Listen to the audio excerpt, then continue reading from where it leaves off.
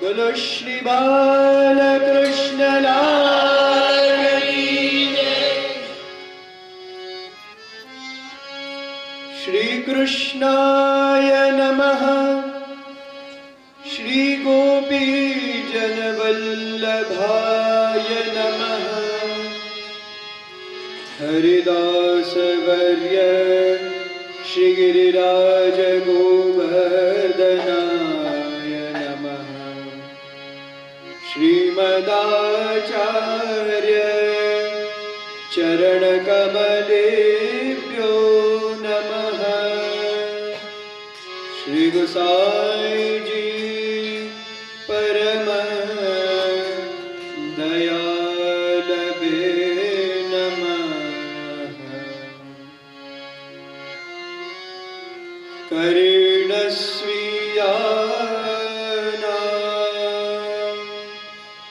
हृदयमिव हय्यङ्गवलवम्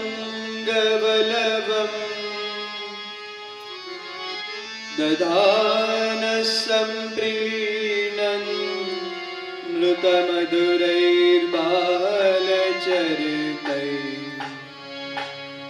हसन्नल्पैर्दन्तैः करचरणजान्वञ्चनापर शिशुकृष्णोऽस्माकं दिशतु दृशमे शस्वविषयान्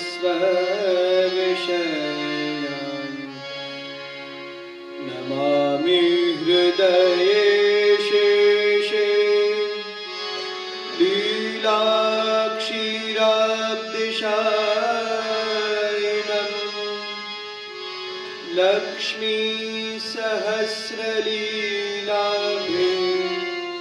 सीद्यमानं कलानिधिम् चतुर्भिश्च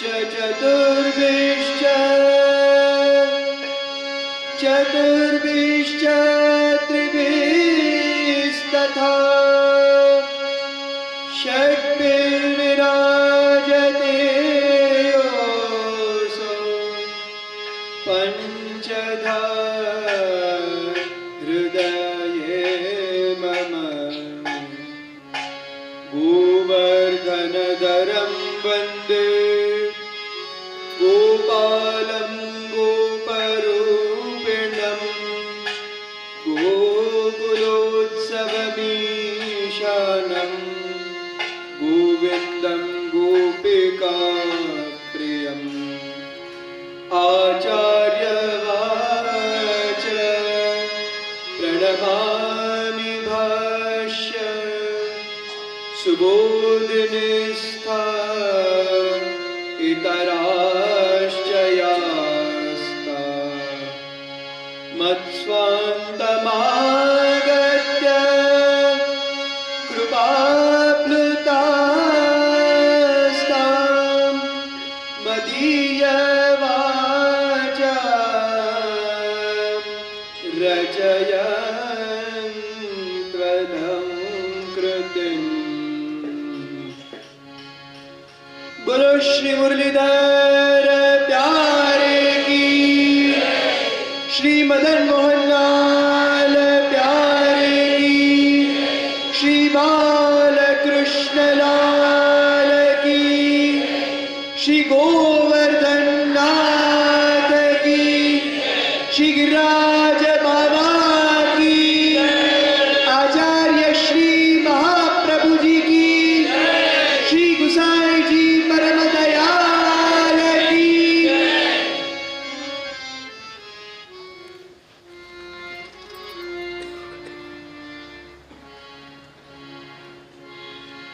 सर्वप्रथम तो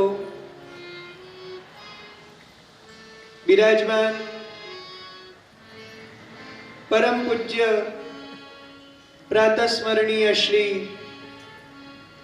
પિતૃચરણના ચરણ કમલોમાં સાદર દંડવત પ્રણામ।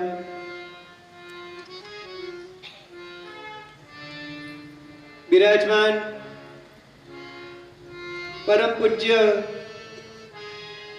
શ્રી માતૃચરણોના ચરણારવિંદમાં સાદર દંડવત પ્રણામ.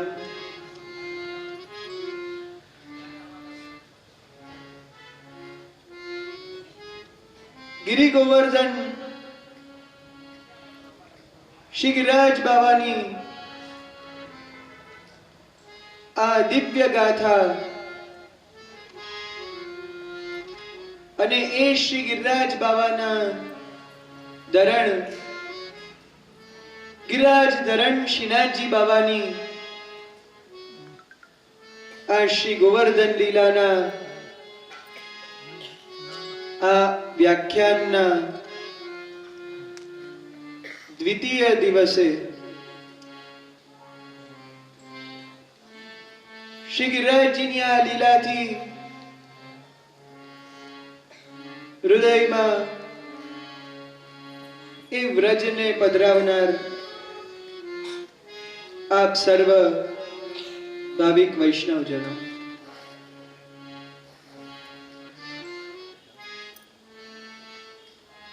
શ્રી ગિરિરાજજી કે જેમની લીલાઓ પ્રભુ શ્રી કૃષ્ણની સાથે એવી રીતે જોડાયેલી છે, જેનું આપણે સુંદર ગઈકાલે અનેકવિધ વ્રજલીલાઓ દ્વારા શ્રવણ કર્યું.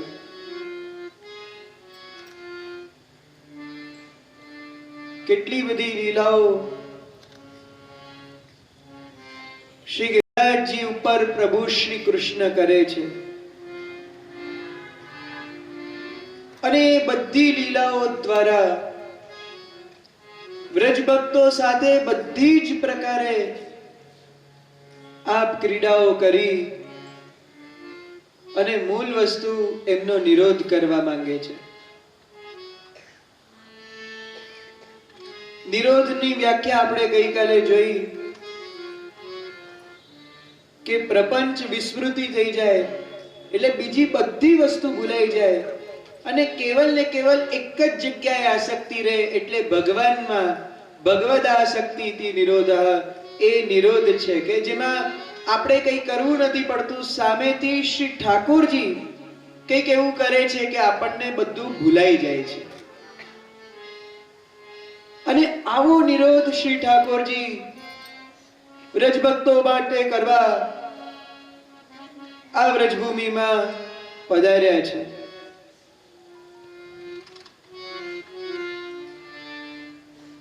નિરોધ લીલામાં જે શ્રી ગોવર્ધન લીલા વિશે આપણે જાણવા જઈ રહ્યા છીએ, એ શ્રી ગોવર્ધન લીલા તામસ સાધન પ્રકરણમાં આવે છે. તામસ વ્રજભક્તોનો નિરોધ અને સાધનનો નિરોધ. આ જે પ્રકરણ છે તેના અંદર કુલ 7 અધ્યાયમાં શ્રી ઠાકોરજીની આ સાધનના નિરોધની લીલાઓ બતાવી છે.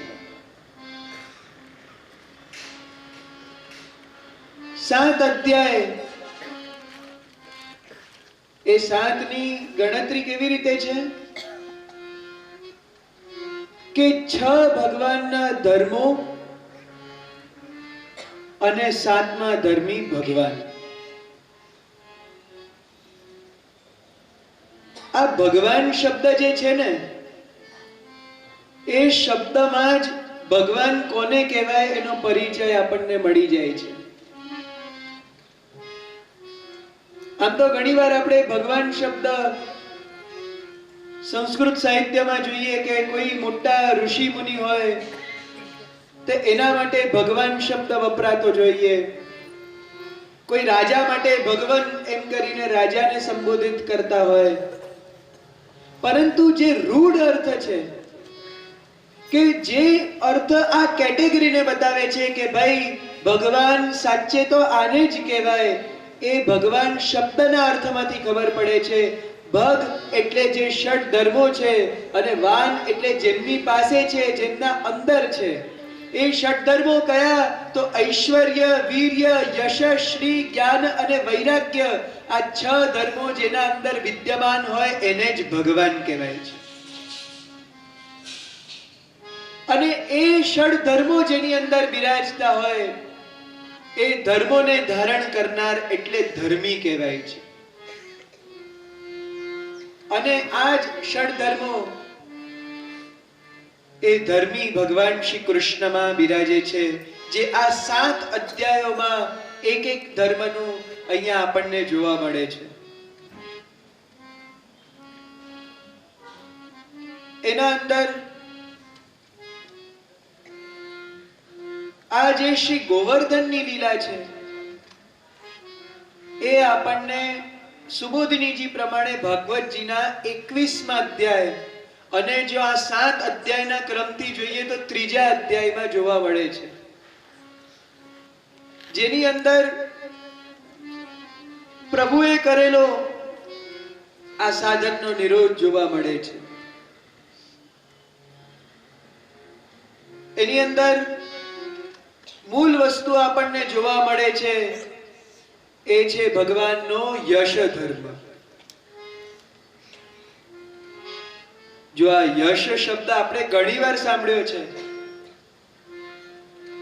આપણે કહેતા હોઈએ ને કે આનો યશ ખૂબ છે, કોઈને આશીર્વાદ પણ આપતા હોઈએ કે યશસ્વી ભવ. પણ ભગવાનનો જે યશ ધર્મ છે ને એ આનાથી જુદો છે. યશનો અર્થ શું થાય છે? શ્રી મહાપ્રભુજી વેણુ ગીતના સુબોધનીજીમાં બહુ સુંદર સમજાવે છે. બધા જ ધર્મ વિશે સમજાવે છે. એમાં યશ ધર્મમાં એવું કહે છે કે જે વિમૂઢ હોય એટલે એકદમ જ્ઞાન વગરના સાવ અજ્ઞાની પણ હોય એવા બધા પણ જ્યારે પોતાની પ્રત્યક્ષ આસક્તિ છોડી દે છે એ ભગવાનના યશ ધર્મનું પ્રાકટ્ય છે. એટલે શું કે પ્રત્યક્ષ આસક્તિ, જેમ કે ઉદાહરણ આપે છે ગાયોનું. એટલે ગાયો જે હોય છે એ ગાયોની વિશેષ કરીને પ્રત્યક્ષ આસક્તિ શેમાં હોય છે? તો ખાવા પીવામાં. આપણે જોઈએ ગાયો પાસે તમે ગમે ત્યારે ગમે તેટલું ખાવાનું લઈ આવશો, જે લઈ આવશો તરત જ ગાયો એના માટે આસક્ત થઈ જશે. ગાયોની આસક્તિ શેમાં? ઘાસમાં. ગાયને ભૂખ લાગી હોય, ગાયને ઘાસ ખાવાની ઈચ્છા હોય, ગાય ઘાસ ખાઈ રહી હોય એ વખતે તમે કેટલું બોલાવવાની કોશિશ કરો, કેટલી એને પાસે લાવવાની કોશિશ કરો, કેટલું એને ઘાસમાંથી છોડાવવાની કોશિશ કરો, એનું ઘાસ છૂટે ખરું? એની પ્રત્યક્ષ આસક્તિ છે. પણ જ્યારે ભગવાન શ્રી કૃષ્ણ કદંબના વૃક્ષ ઉપર ચડીને ગાયોને બોલાવે છે, જેનું આપણે વર્ણન પણ સાંભળીએ છીએ. કદંબ ચડકાના બુલાવત ગૈયા, કદંબ ચડકાના બુલાવત ગૈયા. ઠાકોરજી કદમના ઝાડ ઉપર ચડીને ગાયોને બોલાવે છે તો શ્રી ઠાકોરજી જ્યારે પુકાર લગાડે છે, ટેર કરે છે, ત્યારે ગમે તેટલું ઘાસ સામે હોય, ગમે તેટલી ભૂખ લાગી હોય, ગાય બધું છોડીને દોડતી દોડતી શ્રી ઠાકોરજી તરફ જાય છે. આ ભગવાનનો યશો ધર્મ છે. કોઈની પણ ગમે તેટલી પ્રત્યક્ષ આસક્તિ હોય, ગમે તેટલું આપણે કોઈ બીજી વસ્તુને ચાહતા હોઈએ, ઠાકોરજી પોતાનો ધર્મ જો આપણી સામે પ્રગટ કરવા માંગે તો આપણી તાકાત નથી કે ઠાકોરજીના બોલાવા પર ન જઈએ. ઠાકોરજી બોલાવે તો આપણું મન ત્યાં દોડતું જતું જ રહે છે. તો આવા ધર્મનું પ્રાકટ્ય આ ગોવર્ધન લીલામાં છે. અહીંયા શ્રી ઠાકોરજી ગાયોની નહીં, અહીંયા શ્રી ઠાકોરજી વ્રજવાસીઓની પ્રત્યક્ષ આસક્તિ દૂર કરે છે. એકવ્યંશે હૈતુકસ્ય કર્મણો વિનિવારણમ, શ્રી મહાપ્રભુજીની પ્રથમ કારિકા ગોવર્ધન લીલાની કે આ 21મા અધ્યાયમાં શ્રી ઠાકોરજી શેનું નિવારણ કરશે? તો હૈતુક કર્મ જે કરતા વ્રજવાસીઓ એનું નિવારણ કરશે. હૈતુક કર્મ એટલે શું? વ્રજવાસીઓ શું કરતા દર વર્ષે? પ્રતિ વર્ષ વ્રજવાસીઓ ઇન્દ્રનો યાગ કરતા, ઇન્દ્રનો યજ્ઞ કરતા. અને એ જે ઇન્દ્રનો યજ્ઞ કરતા એ મનમાં એક હેતુ રાખીને કરતા. વ્રજવાસીઓ વિચાર કરીએ કોણ હતા? સામાન્ય ગોપ બાલક હતા, ગોવાળિયા હતા. અને મનુષ્ય માત્રના જીવન માટે વર્ષાની ખૂબ આવશ્યકતા હોય છે. વરસાદ તો જોઈએ જ. તો અહીંયા વ્રજવાસીઓ એવું માનતા હતા કે જે વરસાદ થાય છે એ ઇન્દ્રદેવની કૃપાથી થાય છે. એટલે આપણે બધા ઇન્દ્રદેવને ખુશ કરીએ. આ જો હૈતુક કર્મ છે, હેતુ શાસ્ત્રના અંતર્ગત આવે છે. એટલે એમાં શું છે કે અમારો કોઈ હેતુ સિદ્ધ થવો જોઈએ, અમને કંઈક મળવું જોઈએ એનાથી. અમે ઇન્દ્રની પૂજા કરીએ છીએ, આમનામ નથી કરતા. ઇન્દ્ર અમારા સગા નથી થતા. ઇન્દ્રની પૂજા કેમ કરીએ છીએ કે ભાઈ ઇન્દ્ર તમે અમને ચોમાસું આવવા પર સારો વરસાદ આપો. એટલા અર્થ માટે થઈને વ્રજવાસીઓ ઇન્દ્રનો યાગ કરે છે. જો કે આ યજ્ઞ વૈદિક પણ નથી અને સ્માર્ત પણ નથી. કોઈ શાસ્ત્રમાં એવું લખેલું નથી કે આવી રીતે આદિ ભૌતિક ઇન્દ્રનો તમે યજ્ઞ કરો. પણ વ્રજવાસીઓ વર્ષોથી એવું માની બેઠા ને એવું કરવા લાગ્યા. તો અહીંયા શ્રી ઠાકોરજી એનું નિવારણ કરશે.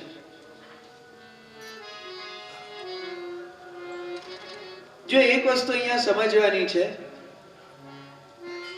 કે ઠાકોરજીએ ઇન્દ્રનો યજ્ઞ બંધ કરાવ્યો શા માટે? આ ગોવર્ધન લીલા શરૂ કરવાની પાછળનું કારણ શું? તેમાં આપણને ખ્યાલ આવે છે કે સૌથી પહેલા શ્રી ઠાકોરજી વ્રજવાસીઓનો અન્યાશ્રય છોડાવવા માંગતા. અન્યાશ્રય છોડાવીને એ લોકો ઉપર કૃપા કરવા માંગતા હતા. આટલી અલગ અલગ બધી લીલાઓનું દાન કરવા માંગતા હતા. અને આ બધા સાથે હજી એક ત્રીજું કારણ કે ત્યાં સ્વર્ગમાં બેઠેલા દેવતાઓના અહંકારનું મર્દન કરવા માંગતા. ખરેખર તો શાસ્ત્રમાં ખાલી ને ખાલી પૂર્ણ પુરુષોત્તમના આધિદૈવિક સ્વરૂપોના જ યજનની વાત છે. પણ ક્યાંક લોકો આ આધિભૌતિક દેવતાઓને પણ ખૂબ માનવા લાગ્યા. એટલે હવે ધીમે ધીમે કરતા આ દેવતાઓના મનમાં પણ અહંકાર આવી ગયો. એમનામાં પણ માન જાગૃત થઈ ગયું કે ના, આ બધું તો કરનાર અમે છીએ. આ વૃષ્ટિ તો મારા કારણે થાય છે એવો ઇન્દ્રને માન થઈ ગયો. એટલે ઠાકોરજીને એનું પણ માન દૂર કરવું હતું. આ મૂળ જે આપણે જોઈશું ને કે સાધન પ્રકરણની અંદર ઠાકોરજીએ 3 ને શિક્ષા આપી છે. ઠાકોરજીએ 3 ને સમજાવ્યા છે. અને સમજાવ્યા એટલે અર્જુનને જેમ મહાભારતના રણક્ષેત્રમાં સમજાવ્યા એવી રીતે ઉપદેશાત્મક નહીં, પરંતુ પ્રેક્ટિકલી એવો દંડ આપીને, એટલે મીઠો દંડ આપીને ઠાકોરજીએ 3 ને શિક્ષા કરી. એ 3 કોણ છે? તો પહેલા વ્રજ કુમારિકાઓ. પહેલા અધ્યાયમાં વ્રજ કુમારિકાઓને, બીજા અધ્યાયમાં રાજસ બ્રાહ્મણોને અને ત્રીજા અધ્યાયમાં દેવોને. જો ઠાકોરજીએ દરેક પ્રકૃતિના ને લીધા છે, દરેક પ્રકૃતિને શિક્ષા આપી છે. પેલા તામસોને શિક્ષા આપી. તામસ એટલે કોણ? ગોપીજનો. રાજસોને શિક્ષા આપી. રાજસો એટલે કોણ? બ્રાહ્મણો, યજ્ઞ પત્નીઓના પતિ. અને ત્રીજા સાત્વિક એટલે દેવતાઓ. પેલા તામસોની શિક્ષા જોઈએ. તામસોને કેવી રીતે આપી? તો કાર્તિક માસ આપણો એ જ્યારે શરૂ થયો એટલે આપણા ગુર્જર પ્રમાણે કાર્તિક કૃષ્ણ એકમ પ્રતિપદા જ્યારથી આપણે ગોપ માસ શરૂ થયેલો માનીએ છીએ. અને ખરેખર સુંદર સુયોગ પણ ભેગો થઈ ગયો છે કે અત્યારે આપણું આ વ્યાખ્યાન હમણાં જે દિવસોમાં ચાલી રહ્યો છે, અત્યારે ગોપ માસ વ્રતચર્યા ચાલુ જ છે.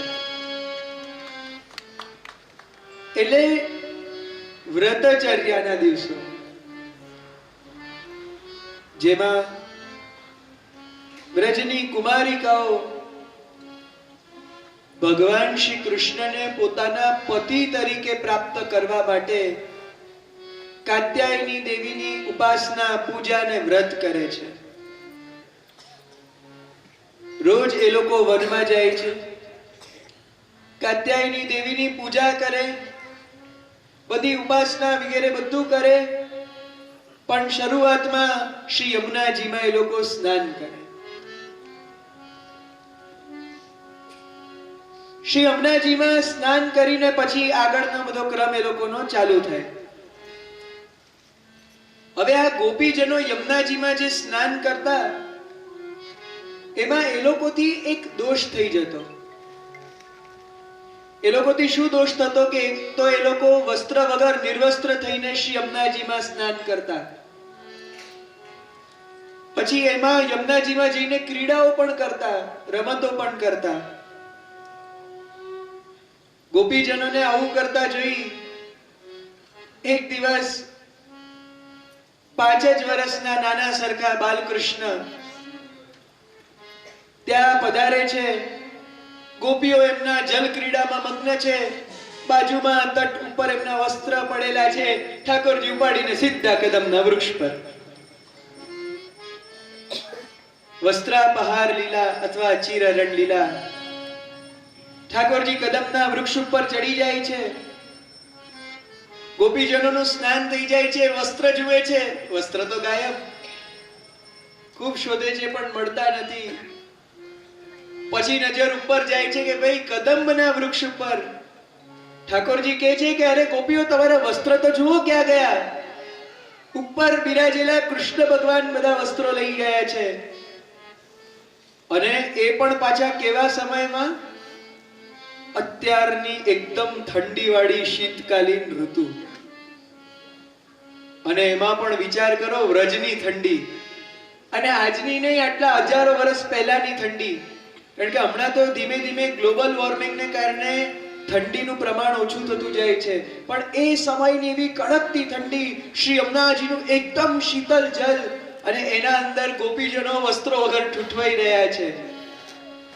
ઉપર ગમે તેટલી વિનંતી કરે પણ શ્રી ઠાકોરજી માને નહીં. ત્યારે ગોપીજનો શું કહે છે? અંબર દેહો મુરારી હમારો, અંબર દેહો મુરારી.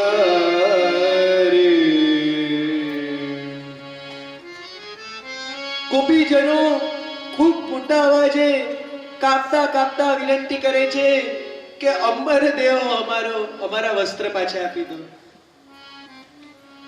ઠાકોરજી તો કૃપાળુ છે, પોતાની શરત મનાઈ ગઈ પછી વસ્ત્રો પાછા આપી દે છે. પરંતુ આવું કરીને એ ગોપીજનોને, કુમારિકાઓને ભગવાન શિક્ષા આપે છે કે તમે લોકો યમુનાજીમાં વસ્ત્ર વગર ગયા, જે એક મોટો દોષ છે. ક્યારે પણ કોઈ પણ તીર્થ સ્થાન હોય, કોઈ પણ જલાશય હોય, એની અંદર સાવ વસ્ત્ર વગર ન જવું જોઈએ. એની અંદર ક્રીડાઓ, રમતો ન કરવી જોઈએ. કારણ કે યમુનાજી તો અલૌકિક છે જ, પરંતુ દરેક જલાશયની અંદર એના અધિષ્ઠાતા દેવ પણ બિરાજતા હોય છે.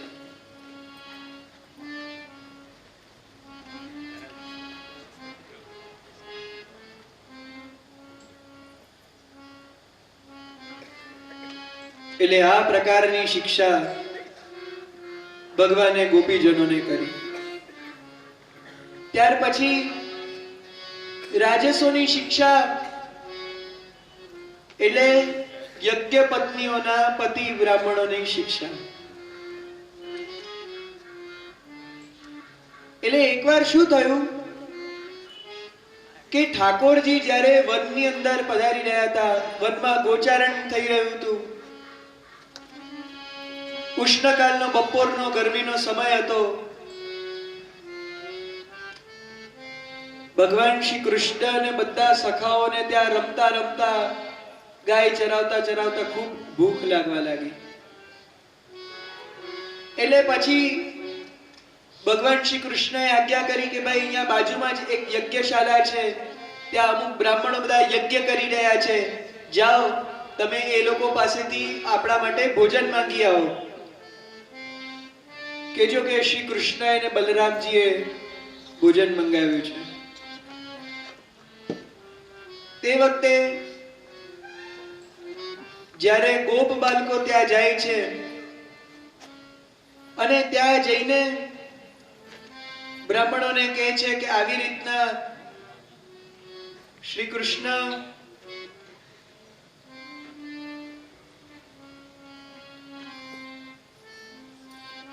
ભાઈ આપણે બેસી જાઓ, તમે શાંતિથી, કોઈ વ્યવસ્થા નહીં કરો, જેને જે બેસવું બેસશે. ભગવાન શ્રી કૃષ્ણ અને દાઉજી ભોજન મંગાવે છે. બ્રાહ્મણો અહીંયા શું લઈને બેઠા હતા કે ભાઈ અમારે તો સ્વર્ગ જોઈએ છે. સ્વર્ગની કામના મગજમાં ખૂબ ચડી ગઈ હતી અને એના માટે થઈને આંગીરસ નામનો એક યજ્ઞ કરી રહ્યા હતા. સ્વર્ગની કામના એટલી બધી મગજમાં ચડી ગઈ કે સાક્ષાત પૂર્ણ પુરુષોત્તમ પોતે સામેથી આજ્ઞા કરે છે કે મારા માટે કંઈક લઈ આવો ભોજન, તો એ બ્રાહ્મણોને એનું ધ્યાન નહીં રહ્યું. એ લોકોએ ગોપ બાળકોની એકે વાત નહીં સાંભળી, ઇગ્નોર કર્યા. અને ગોપ બાળકો અહીંયા હતાશ થઈને પાછા શ્રી ઠાકોરજી પાસે આવ્યા કે અરે કનૈયા, એ લોકોએ તો આપણને કઈ આપ્યું નહીં. શ્રી ઠાકોરજીએ પછી મુસ્કુરાઈને આજ્ઞા કરી કે હવે એક કામ કરો, તમે એ લોકોની જે પત્નીઓ છે, યજ્ઞ પત્નીઓ, એમની પાસે જાઓ અને એમની પાસે માંગો. એટલે આ વખતે એ ગોપ બાળકો યજ્ઞ પત્નીઓ પાસે જાય છે. આ જે યજ્ઞ પત્નીઓ હોય છે એ શ્રી ઠાકોરજીના પરમ ભક્ત હોય છે.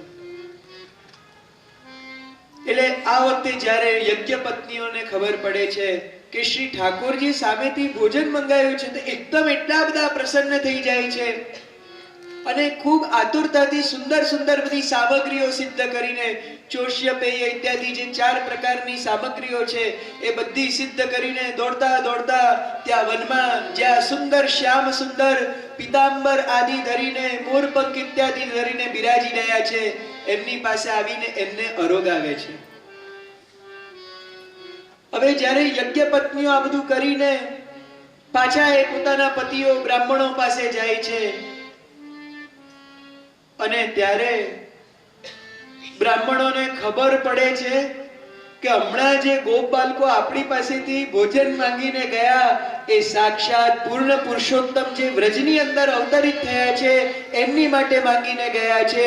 એમને એટલો બધો અફસોસ થાય છે, પણ કહે છે ને કે અબ પછતાએ હોત ક્યા, ચિડિયા ચુગ ગઈ ખેત. અહીંયા સાક્ષાત જ્યારે શ્રી ઠાકોરજી અવસર આપતા હોય પરંતુ હજી એટલી પૂર્ણ કૃપા ન હોય તો એ અવસરને ઝીલવાનો પણ આપણને વેદ નથી રહેતો. એ ઠાકોરજીની જેના ઉપર કૃપા હોય એ જ ઠાકોરજીના આપેલા અવસરનો ફાયદો લઈ શકે છે. એ બ્રાહ્મણોને ત્યારે ખબર પડે છે કે આપણે જેના પાછળ ભાગતા હતા એ સ્વર્ગ વગેરે કઈ કામનું નથી, જે પ્રભુના ચરણની ધૂળ માત્ર પણ નથી, એવા પરબ્રહ્મ પૂર્ણ પુરુષોત્તમ આજે અમારી પાસેથી જતા રહ્યા. આ બ્રાહ્મણો કેવા હતા? રાજસ હતા. એટલે બીજી શિક્ષા બ્રાહ્મણોને કરી અને હવે ત્રીજી એટલે સાત્વિકોને શિક્ષા, હવે દેવતાઓને શિક્ષા થવા જઈ રહી છે. અહીંયા હવે દેવતાઓના વર્ણનની અંદર આપણને શ્રી મહાપ્રભુજી સમજાવે છે કે વ્રજની અંદર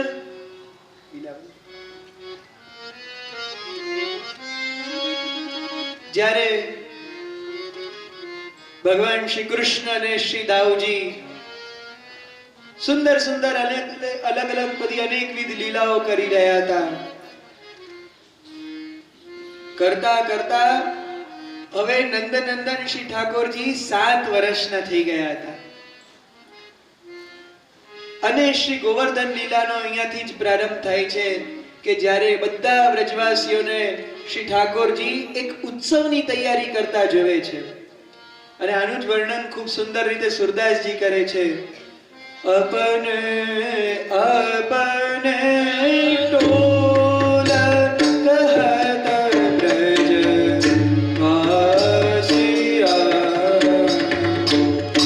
अपने अपने टोल कहत ब्रज वासिया, शरद कुमुनिश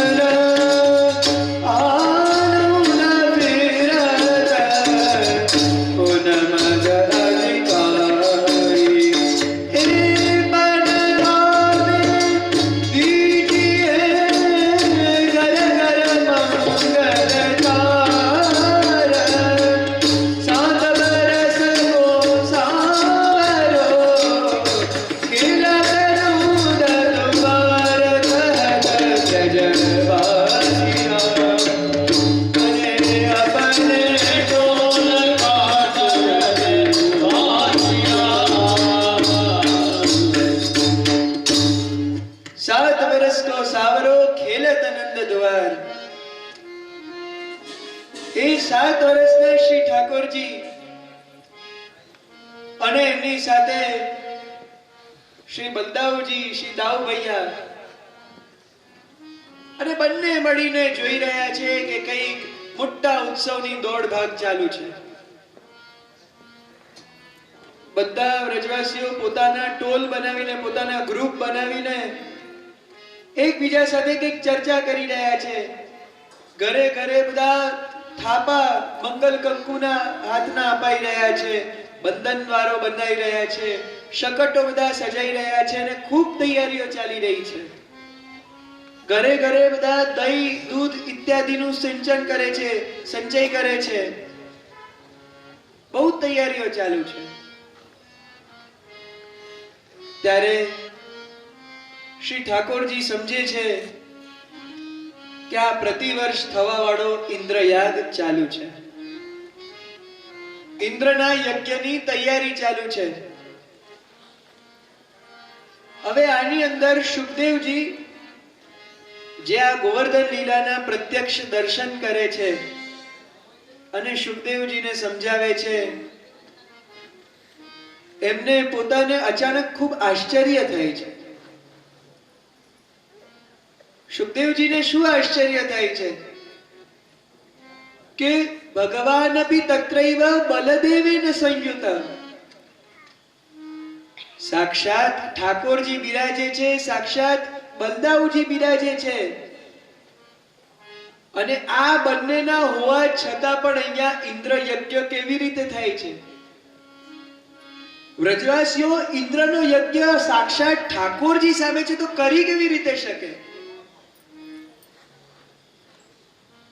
મહાપ્રભુજી આમાં કહે છે કે ઠાકોરજી જ્યારે પ્રગટ અવતારના સ્વરૂપમાં ન પણ બિરાજતા હોય, એટલે અવતાર કાળ ન પણ હોય, જેમ અત્યારનો સમય છે, એવામાં પણ જો આપણે શ્રવણ, મનન, કીર્તન વગેરે ભક્તિ કરીએ છીએ તો સીધા શ્રી ઠાકોરજી સાથે આપણે જોડાઈ જઈએ છીએ. શ્રી ઠાકોરજીની ભક્તિ આપણને પ્રાપ્ત થાય છે. તો વિચાર તો કરો, ત્યારે તો આની પણ આવશ્યકતા નહીં.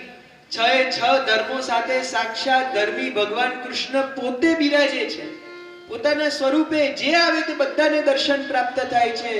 એવો સમય અને એમાં પણ પાછા એકલા નથી બિરાજતા, કોની સાથે? બલદેવેન સંયુત શ્રી દાઉદયાલ સાથે બિરાજે છે. જો સુખદેવજીને ડબલ આશ્ચર્ય થયો કે અહીંયા તો દાઉજી પણ છે, અને દાઉજી બિરાજતા ઇન્દ્રનો યજ્ઞ થઈ કેવી રીતે શકે? કારણ કે દાઉજી એ શ્રી ઠાકોરજીના સંકર્ષણ, વાસુદેવ ઇત્યાદિ બધાનું સ્વરૂપ આવેશ અવતાર છે. અને દાઉજી પાસે એવી શક્તિ છે ને કે એમની જો કોઈના ઉપર કૃપા થઈ જાય ને તો એ વ્યક્તિની બધા પ્રકારના અન્ય જેટલામાં એને આશ્રય હોય, જેટલી આસક્તિ હોય, બધી છૂટી જાય. કેવલ ને કેવલ ઠાકોરજીમાં એનો ભાવ જાગૃત થાય. આવી શક્તિ શ્રી દાઉજીમાં છે. તો દાઉજી બિરાજે છે, ઠાકોરજી બિરાજે છે, તો આવું કેવી રીતના થઈ શકે? અને સાથે સાથે પછી આ ઠાકોરજી એમનું તેજ પણ તો પ્રગટ કરે છે, ઐશ્વર્ય વગેરે ધર્મો પણ પ્રગટ કરે છે. શ્રી મહાપ્રભુજી જુઓ અહીંયા એક બહુ સુંદર વાત કહે છે કે આ એના જેવું છે કે સૂર્ય પોતાની સામે અંધકારને ટકેલો રહેવા દે. સૂર્યની સામે અંધકાર ટકી શકે? વિચાર કરો કે સવાર પડતા જ્યારે સૂર્યોદય થાય, સૂર્ય પૂર્ણ રૂપે આકાશમાં આવી જાય, પછી અંધારું દેખાય ખરું? અહીંયા તો 7 વર્ષ થઈ ગયા. ઠાકોરજી 7 વર્ષ સુધી બિરાજે છે. 7 વર્ષ સુધી આ ઇન્દ્રનો યજ્ઞ પણ જોતા રહ્યા, તો એ ઠાકોરજી એક શબ્દ બોલ્યા નહીં. ઠાકોરજીએ 7 વર્ષ સુધી આ ઇન્દ્રનો યજ્ઞ રોક્યો નહીં. ભલે ને પછી નહીં તો ઠાકોરજી નાના હતા ત્યારે પણ કોઈને એવો વિચાર આવે કે ભાઈ ઠાકોરજી પહેલા તો બાળક હતા, હવે મોટા થયા છે. તો એવું નથી. ઠાકોરજી તો ભલે બાળ સ્વરૂપમાં બિરાજતા હોય તો ઠાકોરજીના પ્રતાપથી પણ એ લોકોને અન્યાશ્રય કરવાની ઈચ્છા મટી જાય. તો ઠાકોરજીએ 7 વર્ષ સુધી કેમ વ્રજવાસીઓને રોક્યા નહીં કે તમે ઇન્દ્ર યજ્ઞ બંધ કરો?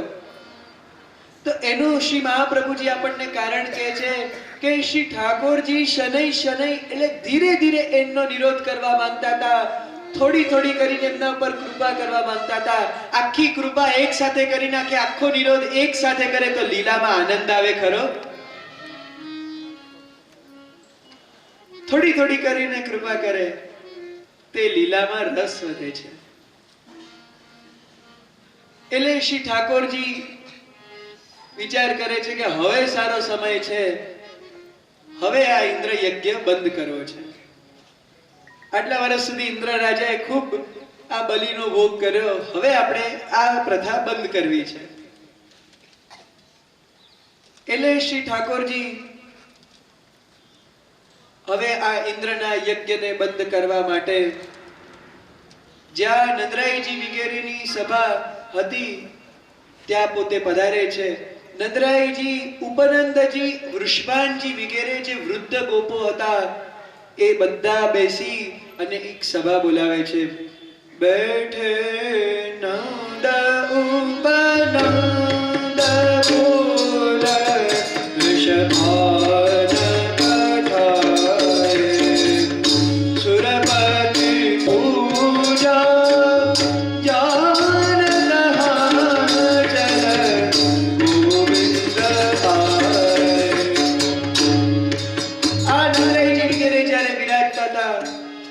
ભગવાન શ્રી કૃષ્ણ ત્યાં પધાર્યા અને ત્યાં પધારી અને પોતાની કાલી કાલી તોતલી વાણીમાં પૂછવા લાગ્યા.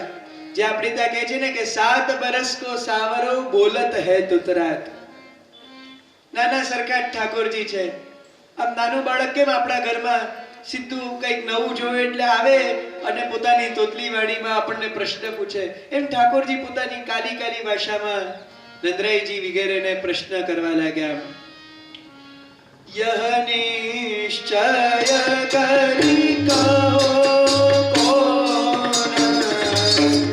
દેવ તુમ્હારો જો કીર્તની બલિ ખાય કહા કર કાજ હમારો. કોન લો પ્રભુ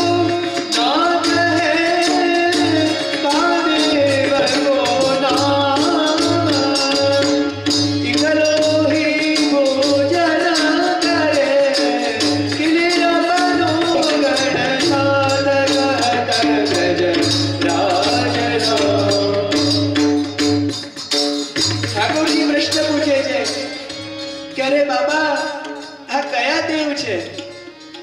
આ દેવ કયા લોકના નાથ છે? આ દેવ એકલા જ ભોજન કરે છે કે પોતાના ગણોને સાથે લઈને કરે છે? આ દેવ શું કરવાના છે? આ દેવની પૂજા કરવાથી શું મળશે? આમ કહીએ ને કે નાના બાળકો, એમનો સ્વભાવ કેવો હોય? એકદમ ક્યુરિયસ, એકદમ પ્રશ્નોથી ભરેલો. અમે એક પછી એક ધડાધડ ઠાકોરજી પ્રશ્નો કરવા લાગે છે કે આનું આમ શું, આનું આમ શું. પાછા ઠાકોરજી એવું પણ પૂછે છે કે એકલોય ભોજન કરત કે લે અપનો ગણ સાથ. આટલો બધો આપણે જે ભોગ ધરીએ છે, આ દેવ એકલા જ બધું ખાઈ જશે? એકલું આટલું બધું ખાઈ શકશે?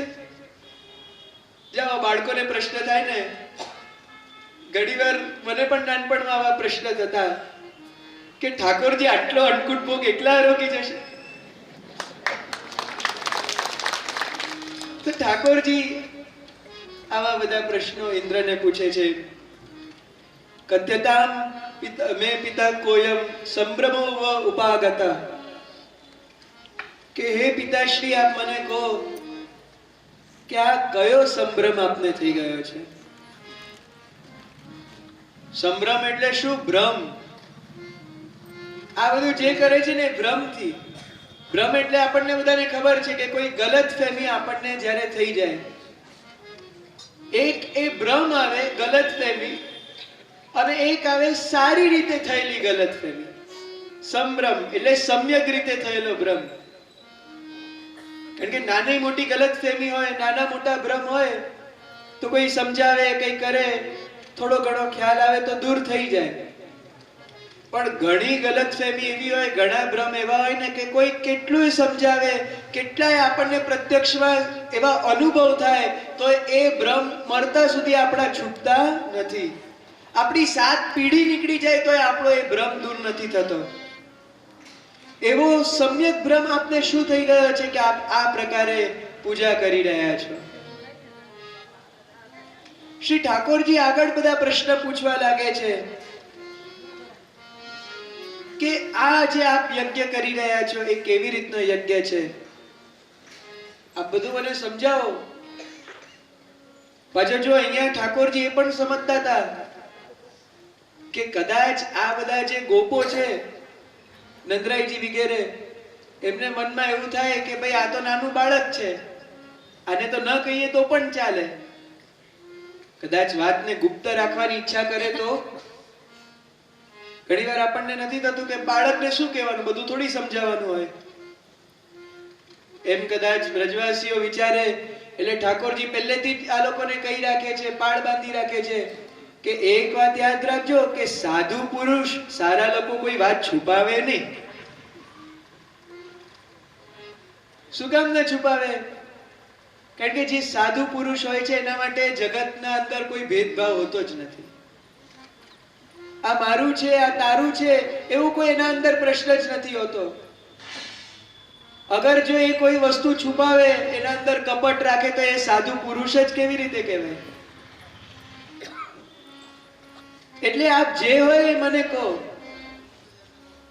અને આ રહસ્ય પ્રગટ કરો. આ યજ્ઞ જે આપ કરવા જઈ રહ્યા છો એમાં કઈ ફળ મળશે ખરું? આમ પણ સાધુ પુરુષ ને કોઈ પૂછે અને સાધુ પુરુષ બધા જવાબ સાચા આપે, પણ સાધુ પુરુષને પેલા ખબર તો હોવી જોઈએ ને કે આ છે શું. પેલા પોતાને ખબર હોય તો બીજાને સમજાવે ને. એ ઠાકોરજી કહે છે કે પેલા તમને પણ ખબર તો છે ને કે આ તમે શું કરો છો. કારણ કે અહીંયા સાક્ષાત શ્રી ઠાકોરજી જ સમજાવે છે કે બધા સરખા નથી હોતા. કઈ પણ કરવા વાળા, કર્મ કરનારા જે હોય છે એ બે પ્રકારે કર્મ કરે છે. જ્ઞાનથી અને અજ્ઞાનથી, એટલે જાણીને અને અજાણતા. એમાં પણ જે જાણીને કોઈ પણ કર્મ કરે છે, જેને ખબર હોય છે ખરેખર કર્મનું ફળ તો એને જ મળે છે. જાણ્યા વગર જે ખાલી અજ્ઞાનથી અમારા બાપ દાદા કરતા આવ્યા છે, અમારા જ્ઞાતિમાં થાય છે, અમારા પરિવારમાં થાય છે, અમારા ગામમાં થાય છે, એમ કરીને આપણે કોઈ પણ પરંપરા કરવા લાગીએ, કોઈ પણ આપણે ક્રમ કરીએ, કોઈ પણ પૂજા યજ્ઞ કંઈ પણ કરીએ, જો જાણ્યા વગર કર્યું તો એનું ફળ આપણને નહીં મળે. મળે તો કદાચ થોડું ઘણું મળે, પણ એનું ખરેખર જે મળવું જોઈએ એ ફળ નથી મળતું. એટલે પહેલા તો ઠાકોરજી એ કહે છે કે આપણો જે કંઈ પણ હોય, આપણા જે કોઈ કર્મ કરીએ એ પહેલા જાણીને કરીએ. આપણને ખબર હોવી જોઈએ કે આપણે શું કરીએ છીએ. અંધવિશ્વાસ આપણા અંદર ન હોવો જોઈએ. એ વસ્તુ શ્રી ઠાકોરજી સમજાવે છે. પછી શ્રી ઠાકોરજી આજ્ઞા કરે છે, પૂછે છે કે આજે યજ્ઞ છે એ વૈદિક છે, સ્માર્ત છે કે લૌકિક છે? એટલે વેદોમાં કે કોઈ જગ્યાએ આ યજ્ઞનું વર્ણન છે ખરું? કારણ કે એક વસ્તુ યાદ રાખજો કે ઠાકોરજી ક્યારે વેદોમાં બતાવેલા યજ્ઞોનો વિરોધ ન કરે. અને આમ પણ વેદોમાં ક્યાંય ઇન્દ્રનો યાગ કરવો એવું લખ્યું નથી. હવે આમાં પ્રશ્ન થાય કે વેદોની અંદર તો ઘણીવાર એવું ઇન્દ્રનું વર્ણન આવે છે કે ઇન્દ્ર મોટા દેવ છે વગેરે. તો એ ઇન્દ્ર કોણ? તો અહીંયા આપણા શ્રી આચાર્ય ચરણ આપણને સમજાવે છે કે આદિદૈવિક ઇન્દ્ર, જે ઇન્દ્રનું વર્ણન વેદોની અંદર મળે છે એ ઇન્દ્ર જુદા છે, અને વ્રજમાં આ લોકો જે ઇન્દ્રને માને છે એ ઇન્દ્ર જુદા છે. પેલા જે ઇન્દ્ર છે એમાં મુખા ઇન્દ્રશ્ચ અગ્નિશ્ચ પ્રાણાદ વાયુ રજાયત ઇત્યાદિ જે આવે છે, ભાગવતજીના દ્વિતીય સ્કંદમાં જે વર્ણન આવે છે કે ભગવાનના બાહુમાંથી ઇન્દ્રનું પ્રાકટ્ય થયું છે, એ ઇન્દ્ર જુદા છે. એ ઇન્દ્ર તો સાક્ષાત ભગવાનનું જ સ્વરૂપ છે. આ સાધના અધ્યાય અણુભાષ્યમાં શ્રી ગુસાઈજી આમાં બહુ સુંદર વિવેચન આપે છે. પણ અહીંયા જે ઇન્દ્ર છે એ તો કેવલ ને કેવલ કોણ છે? ઠાકોરજીના એક કર્મચારી છે. ઠાકોરજીએ બસ એમને એક કામ સોંપ્યું છે, એ કામ એમને કરવાનું છે. એટલે ખરેખર એમને આવી પૂજાનો કે યજ્ઞનો કોઈ અધિકાર નથી. તો એ વ્રજવાસીઓને કંઈક અજ્ઞાન થઈ ગયું હશે, અને એના કારણે એ લોકો આ ઇન્દ્રદેવની પૂજા કરતા. એટલે શ્રી ઠાકોરજી આ પ્રશ્ન પૂછ્યો,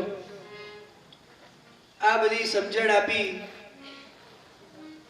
અને પછી નંદરાયજી ભગવાન શ્રી કૃષ્ણને સમજાવે છે.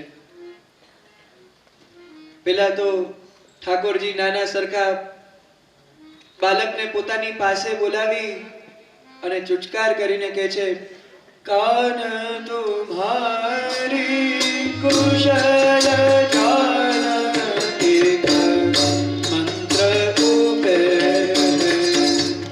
ખટરસ વ્યંજન સાજ ઘોર સુરપતિ કો દે.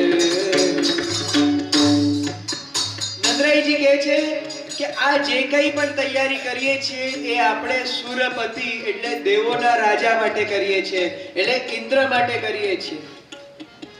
પર્જન્યો ભગવાન ઇન્દ્ર, ત્યાંથી આપણને વર્ણન મળે છે. આ ઇન્દ્રની ઉપાસના કેમ કરવાની? તેનું કારણ છે કે ઇન્દ્રદેવ આપણને વરસાદ આપે છે. આપણે તો ઇન્દ્રદેવની કૃપાથી જ જીવીએ છીએ. આજે વરસાદ નહીં હોય તો આપણે જીવશું કેવી રીતે? આજે આપણા પેટ એના કારણે તો ભરાય છે. આજે વિચાર કરો કે વરસાદ ન હોય તો ખેતી થઈ શકે ખરી? વરસાદ વહેલો મોડો આવે છે તોય ખેડૂતો હેરાન થઈ જાય છે. ઓછો આવે છે ત્યારે ખેડૂતો હેરાન થઈ જાય છે. અતિવૃષ્ટિ થાય તો પણ ખેડૂતો હેરાન થઈ જાય છે. ખેતીમાં વરસાદનું કેટલું આવશ્યક મહત્વ છે, આપણા ગામડાઓમાં તો ખાસ બધા સમજી શકે. તો નંદરાયજી કહે છે કે આજે આપણું પેટ જ એના કારણે ભરાય છે. જે યજ્ઞમાંથી બાકી રહે છે એ અન્ન આપણે બધા ખાઈએ છીએ. પછી બધી પ્રકારે ઇન્દ્ર જ આપણી સહાયતા કરે છે.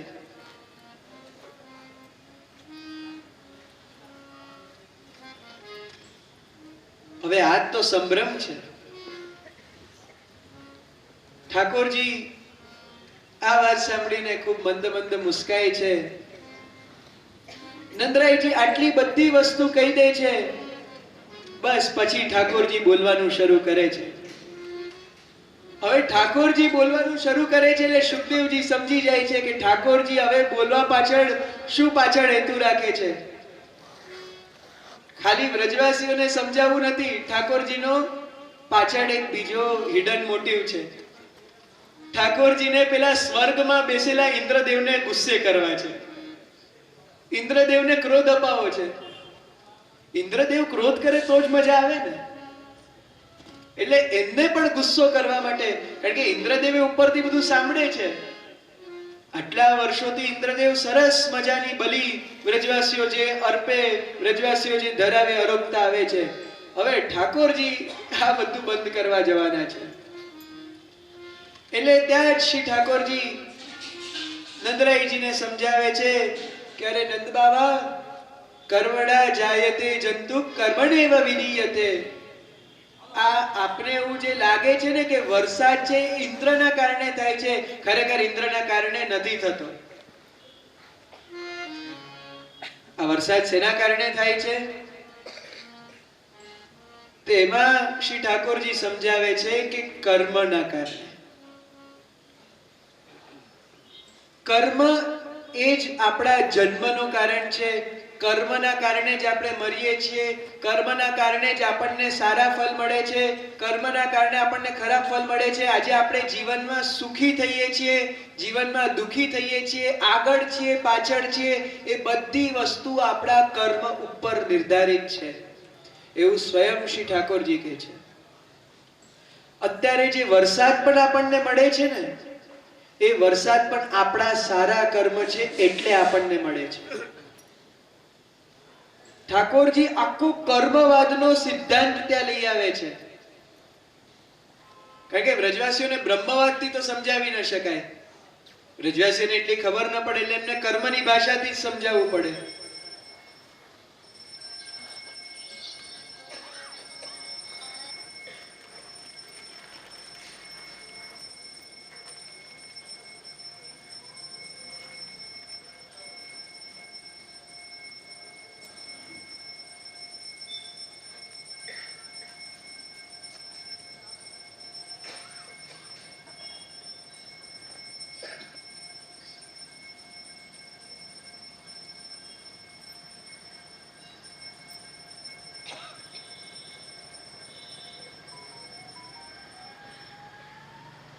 श्री मदन मोहन लाल प्यारे की.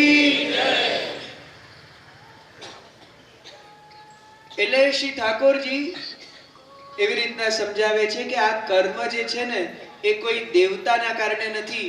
આ દેવતાઓ કોઈ આપણને આપણા ફળ નથી આપતા, આપણે જેવું કરીએ છીએ એવું આપણને મળે છે. અને કદાચ કોઈ દેવતા એના ધ્યાન રાખવા બેઠા પણ હોય, તે આપણા કર્મમાં હસ્તક્ષેપ નથી કરતા.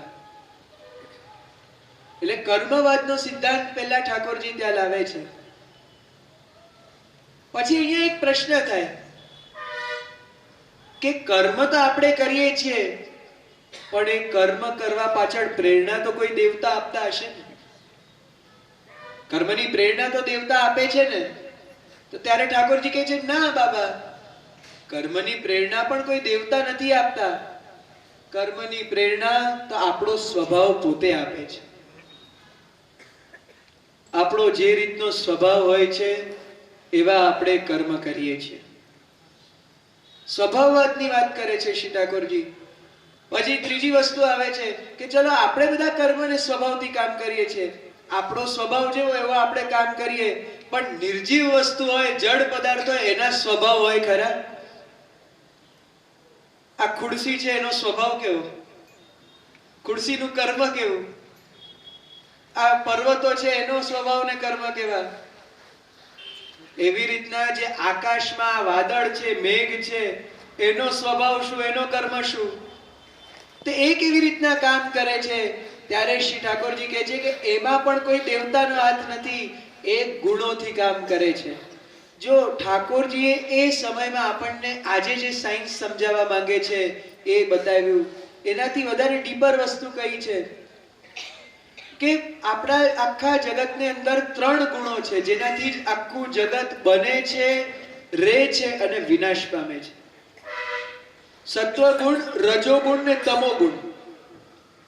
એમાં જે રજોગુણ છે એના કારણે ઉત્પત્તિ થાય છે. કોઈ પણ વસ્તુ બને ને એ રજોગુણથી બને. શ્રી મહાપ્રભુજી આમાં બહુ સરસ સમજાવે છે કે એક વસ્તુથી જ બીજી વસ્તુ બને છે. બીજમાંથી અંકુર થાય, અંકુરમાંથી બીજ થાય. પુત્ર હોય એ પિતાથી થાય અને પછી એ પુત્રથી પાછો પિતા થાય.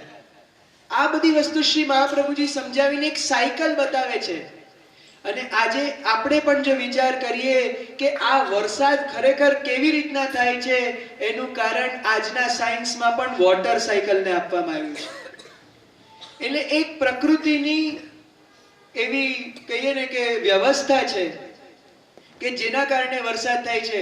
સૌથી પહેલા જેટલા કોઈ પણ જલાશયો હોય છે ત્યાંથી પાણીનું ઇવાપોરેશન થાય છે, ઇવાપોરેટ થાય છે પાણી. એટલે બાષ્પીભવન થઈને એ આકાશમાં જાય. આકાશમાં જઈને એ વાદળાનું સ્વરૂપ ધારણ કરે અને કન્ડેન્સેશનના ટાઈમ પર જ્યારે એ વાદળાઓ ફાટે એટલે વરસાદ થાય છે. હવે આમાં વચ્ચે ઇન્દ્રદેવ ક્યાં આવ્યા? હાથી ઇન્દ્રદેવ નહીં હોય તો પણ બધું ચાલવાનું છે. હવે નંદરાયજીને ને બધાને વાત તો સાચી લાગવા લાગી કે ભાઈ કૃષ્ણ કહે છે એ તો બરાબર છે, ઇન્દ્રદેવ તો આમાં કોઈ કરતા જ નથી, તો પછી આપણે કોની પૂજા કરવી જોઈએ? ત્યારે શ્રી ઠાકોરજી કહે છે કે અરે બાબા, આપણે ઇન્દ્રદેવની પૂજા ન કરવી જોઈએ. આમ પણ ઇન્દ્ર છે ને એ ઇન્દ્ર એક પદવીનું નામ છે.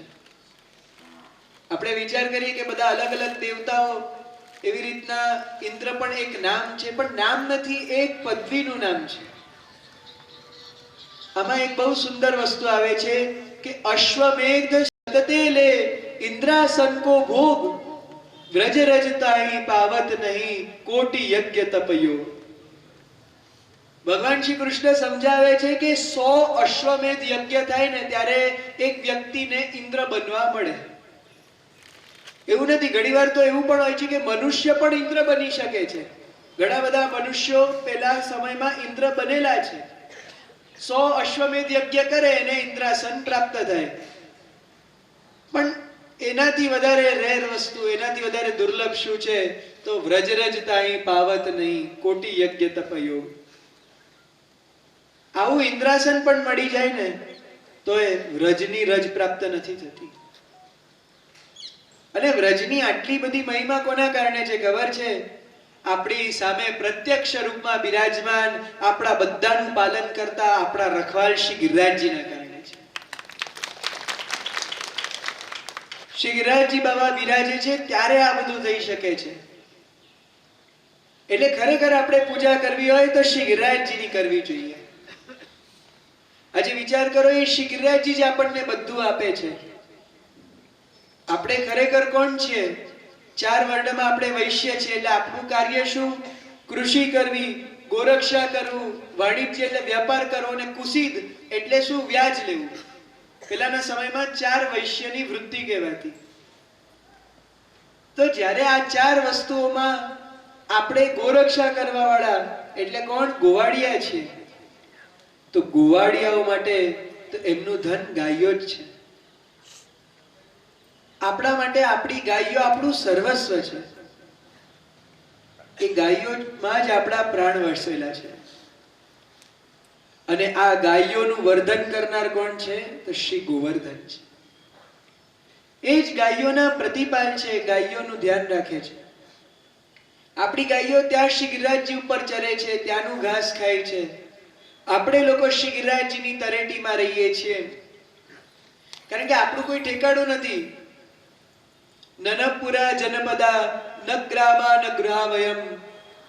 શ્રી ઠાકોરજી કહે છે કે આપણા કોઈ જનપદ એટલે મોટા મોટા રાજ્યો નથી, આપણા પોતાના એવા કોઈ વસાવેલા ગામો નથી, આપણે કોઈ રાજાઓ નથી, આપણે સામાન્ય કહીએ ને કે ઘરમાં રહેનારા લોકો પણ નથી. નિત્યમ વનૌકસસ્તાત વનશૈલ નિવાસિના. આપણે તો ફરતારામ છીએ. એટલે કેવા કે રોજ ક્યારેક આ વનથી આ વનમાં, ક્યારેક મહાવનમાં છીએ, ક્યારેક કુમુદ વનમાં છીએ, ક્યારેક આ વનમાં છીએ, ક્યારેક તે વનમાં છીએ. અલગ અલગ વનોમાં આપણે ફરનારા લોકો છીએ. આપણું તો એકમાત્ર શરણા શ્રી ગિરિરાજજી છે. શ્રી ગિરિરાજજી આજે બિરાજે છે તો આપણી આટલી શોભા છે. શ્રી ગિરિરાજજી થકી જ આજે આપણું જીવન છે. આ ગિરિરાજજીને છોડીને તમે આ ઇન્દ્રની પાછળ ક્યાં પડી ગયા? એટલે શ્રી ઠાકોરજી કહે છે કે તમારે આ યજ્ઞ કરવો છે તો કોનો કરો? શ્રી ગિરિરાજજીનો, ગાયોનો ને બ્રહ્મવાદી બ્રાહ્મણોનો, એમનો તમે યજ્ઞ કરો. અને એ યજ્ઞ પછી તમે અલગ અલગ પ્રકારે એ વિધિ કરો. હવે ઇન્દ્ર યજ્ઞ તો આ લોકો વર્ષોથી કરતા હતા. ઇન્દ્ર યજ્ઞ તો બધાને ખબર હતી કે કેવી રીતે થાય, પણ આ ગોવર્ધન યજ્ઞ કેમ કરવો એ કોઈને ખબર નથી. આ ગોવર્ધન યાગ તો નામ જ બધાએ પહેલી વાર સાંભળ્યું. એટલે આમાં તો બધાએ એ જ વસ્તુ કીધી કે ઠાકોરજીને કે કનૈયા તમે જેમ કહેશો એમ અમે કરીશું. એટલે હવે બધું ગાઈડન્સ શ્રી ઠાકોરજીએ પોતાના હાથમાં લઈ લીધું. હવે ઠાકોરજી જેમ કહેતા જાય છે એમ એમ ગોપો કરતા જાય છે. આ બધા ગોપોએ મળીને વિચાર કર્યો. ગોપન કિયો વિચાર સબન મિલ શકટ જો સાજે, બહુવિધ કર પકવાન ચલે જહા બાજન બાજે. ગોપોએ હવે જેટલી ઇન્દ્ર યજ્ઞની તૈયારી કરી હતી, જેટલું કંઈ પણ ઇન્દ્રને આપવા તૈયાર કર્યું હતું, બધું હવે પાછળ વાળી દીધું. હવે આ બધી વસ્તુ લઈ લો, આ બધું આપણે હવે શ્રી ગોવર્ધનને ધરવા જઈ રહ્યા છીએ. આખો બધાનો ભાવ ચેન્જ થઈ ગયો. ગોવર્ધન યજ્ઞની તૈયારી શરૂ થઈ ગઈ. હવે આ ગોવર્ધન યજ્ઞમાં, કારણ કે જો ગાયોનો યજ્ઞ, ગોવર્ધનનો યજ્ઞ એટલે એમાં સૌથી પહેલા કોણ? ગો એટલે ગાયો. અને ગાયો તો ગોવિંદને અતિ પ્રિય છે જ. ગોવિંદ કો ગાયન में ही बसवो भावे. તો હવે ગોવર્ધનનો જો યજ્ઞ કરવો હોય તો પહેલા ગાયોને તો બોલાવી પડશે ને.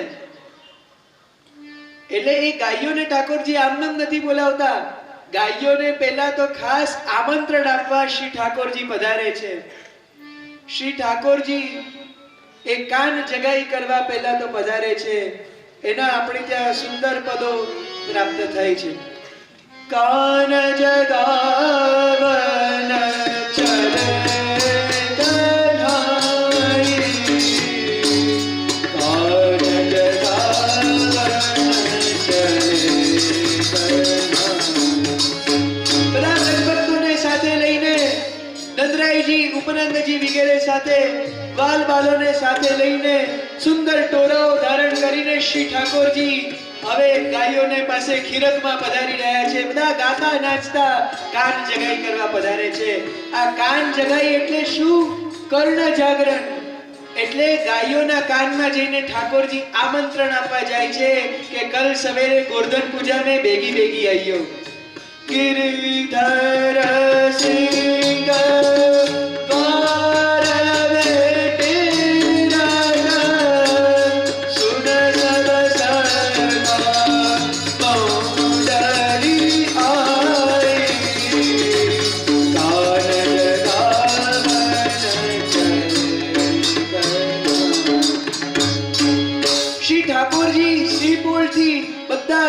ને બોલાવે છે કે ચલો બધા આપણે જઈએ ગૌશાળા. આવી રીતના સુંદરતાથી શ્રી ઠાકોરજી ગાયોના કર્ણ જાગરણ કરે છે. પછી ત્યાંથી પાછા પધારે છે. પાછા પધારે છે એટલે તે દિવસે, કારણ કે એ દિવસ કયો હોય છે? ગોવર્ધન પૂજાનો આગલો દિવસ એટલે કયો? તો દીપાવલી. દિવાળીનો એ પર્વ જ્યાં ચારે તરફ દીપ માલિકાઓથી બધું પ્રકાશિત છે. આજ કુહુ કી રાત બાંધો દીપ માલિકા મંગલચાર. ચારે તરફ દીપકોની રોશનીથી આખું વ્રજમંડળ ઝગમગી ઉઠ્યું છે. દીપ માલિકાઓ સુંદર આખા વૃક્ષોની જેમ, જાણે આખા જ્યોતિના વૃક્ષ હોય એવા સુંદર સુંદર દીપ માલિકાઓ પ્રજ્વલિત થઈ છે. અને એ બધી દીપ માલિકાઓ દીપદાનની વચ્ચે શ્રી ઠાકોરજી ક્યાં બિરાજે છે? હટડીમાં. દીપદાન દે હટડી બેઠે નંદ બાબા કે સાથ. આ હટડી એટલે શું? ઠાકોરજીની દુકાન. વ્યાપારીઓ જેમ દુકાનમાં બેસે એમ શ્રી ઠાકોરજી દૂધ દહીં ઇત્યાદિ બધું વેચવા માટે દુકાનમાં બિરાજ્યા છે અને દુકાનમાં બિરાજીને પાસે તરાજવું રાખીને શ્રી ઠાકોરજી જે પોતાની પાસે અલગ અલગ વસ્તુ લેવા આવે નંદરાયજી એમને શીખવાડતા જાય ઠાકોરજી બધું આપતા જાય નાના વિધ કે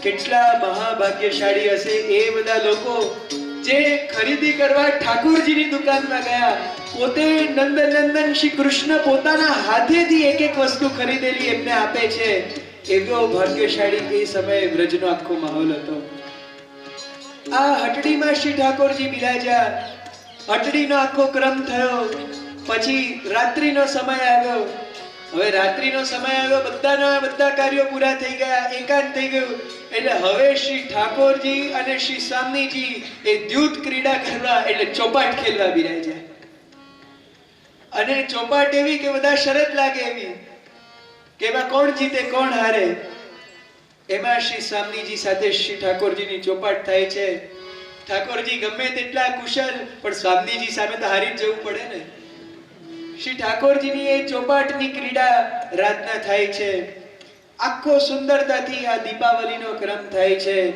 અને પછી બીજે દિવસે બધા સાથે મળીને તૈયાર કરે છે હવે મહા મહોત્સવ શરૂ થવા જઈ રહ્યો છે હવે ગોવર્ધન પૂજા જેની બધા રાહ જોઈ રહ્યા હતા એ શ્રી ગોવર્ધન લીલા શરૂ થવા જઈ રહી હતી એ સવારનો સમય થયો અને બધા વ્રજવાસીઓ એકદમ દોડા ભાગીમાં શ્રી ગિરિરાજજીના પૂજનની તૈયારી કરે છે અલગ અલગ બધી સુંદર સામગ્રી પહેલેથી સિદ્ધ કરીને રાખે છે એ બધા સાજતા હોય છે અલગ અલગ પ્રકારની બધી વસ્તુઓ તૈયાર કરી રાખી છે માનસી ગંગામાંથી જલ મંગાવીને તૈયાર રાખ્યું છે દૂધના ઘડાઓ ભરી રાખ્યા છે સાથે અલગ અલગ બધી વસ્તુઓ ધારણ કરી રાખી છે શ્રી ઠાકોરજી આપણે ભાવાત્મક રૂપમાં વિચાર કરીએ કદાચ ભાગવતજીમાં નથી પણ આપણા સેવાક્રમની ભાવનાથી તો સુંદર શ્રી ઠાકોરજીએ તે દિવસે વસ્ત્ર આભરણ ધર્યા છે જરીના શ્વેત વસ્ત્ર ચાકદાર વગેરે ધારણ કર્યો છે શ્રી મસ્તક ઉપર સુંદર જરીની કુલે એના ઉપર મોરપીંછનો જોડ અને સુંદર ભારી શૃંગાર ઇત્યાદિ ધારણ કર્યા અને વિશેષ ઠાકોરજીએ ગોવર્ધન પૂજાના દિવસે એક શૃંગાર ધારણ કર્યો જેને કહેવાય છે ગોકર્ણ ગોકર્ણ એટલે શું ગાયોના કાનના આકારનું આખું એ ઠાકોરજી કેમ ધરે છે કે આજે તો હું મારી ગાયો પાસે જાઉં છું મારા ગાયો મારા ગિરિરાજજીના પૂજનમાં જાઉં છું તો મારે એમના જેવું થઈને જવું છે એટલે ગોકર્ણના સુંદર શ્રી ઠાકોરજીએ ધારણ કર્યો છે અને સુંદર એવા નંદરાયજી વગેરે સાથે આપ પધારો છો આપની એ અલૌકિક શોભાનું વર્ણન થાય છે બધા સાથે મળીને શ્રી ગિરિરાજજીની પૂજા કરવા જાય છે પૂજન ચલે રી ગોપાલ ગોવર્ધન પૂજન ચલે રી ગોપાલ પૂજન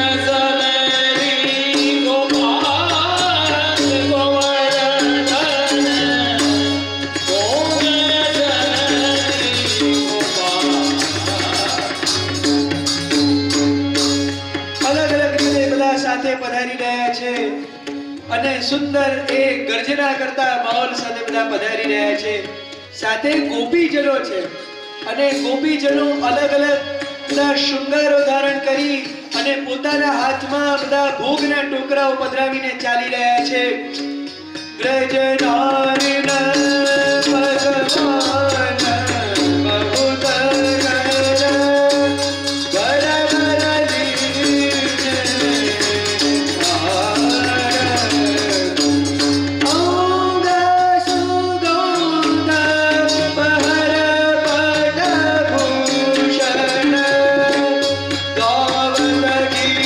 ભગવાન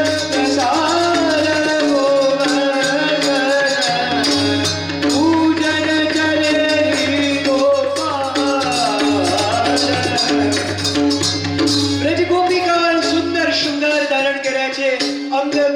સુંદર સુગંધ ધારણ કરી છે, ચોવા ચંદન ઇત્યાદિ બધું લગાડ્યું છે અને પોતાના હાથમાં સુંદર સામગ્રી સિદ્ધ કરીને જાય છે. આ બાજુ શ્રી ઠાકોરજીના લવાજમામાં જે ગોપ બાલકો છે એ એક હસ્તમાં ધ્વજા ધારણ કરે, પછી એક પતાકા ધારણ કરે, એક બેના હાથમાં નિશાન છાંગીર છે. એ નિશાન છાંગીર નિશાન ડંકા જે ઠાકોરજીને બપોરના સવારના સમયે સૂર્યનો તડકો ન લાગે એની માટે આડો કરીને રાખે છે. મોરછલ ચમર ઇત્યાદિ બધું ધારણ કરી શ્રી ઠાકોરજીને તડકાથી એમનું રક્ષણ કરવા શ્રી મસ્તક ઉપર છત્ર ધારણ કરી અને બધા ચાલે છે. અલગ અલગ પ્રકારના વાદ્યો વાગી રહ્યા છે. બાજે અનેક વેણુ રવ સોમેલ ચલત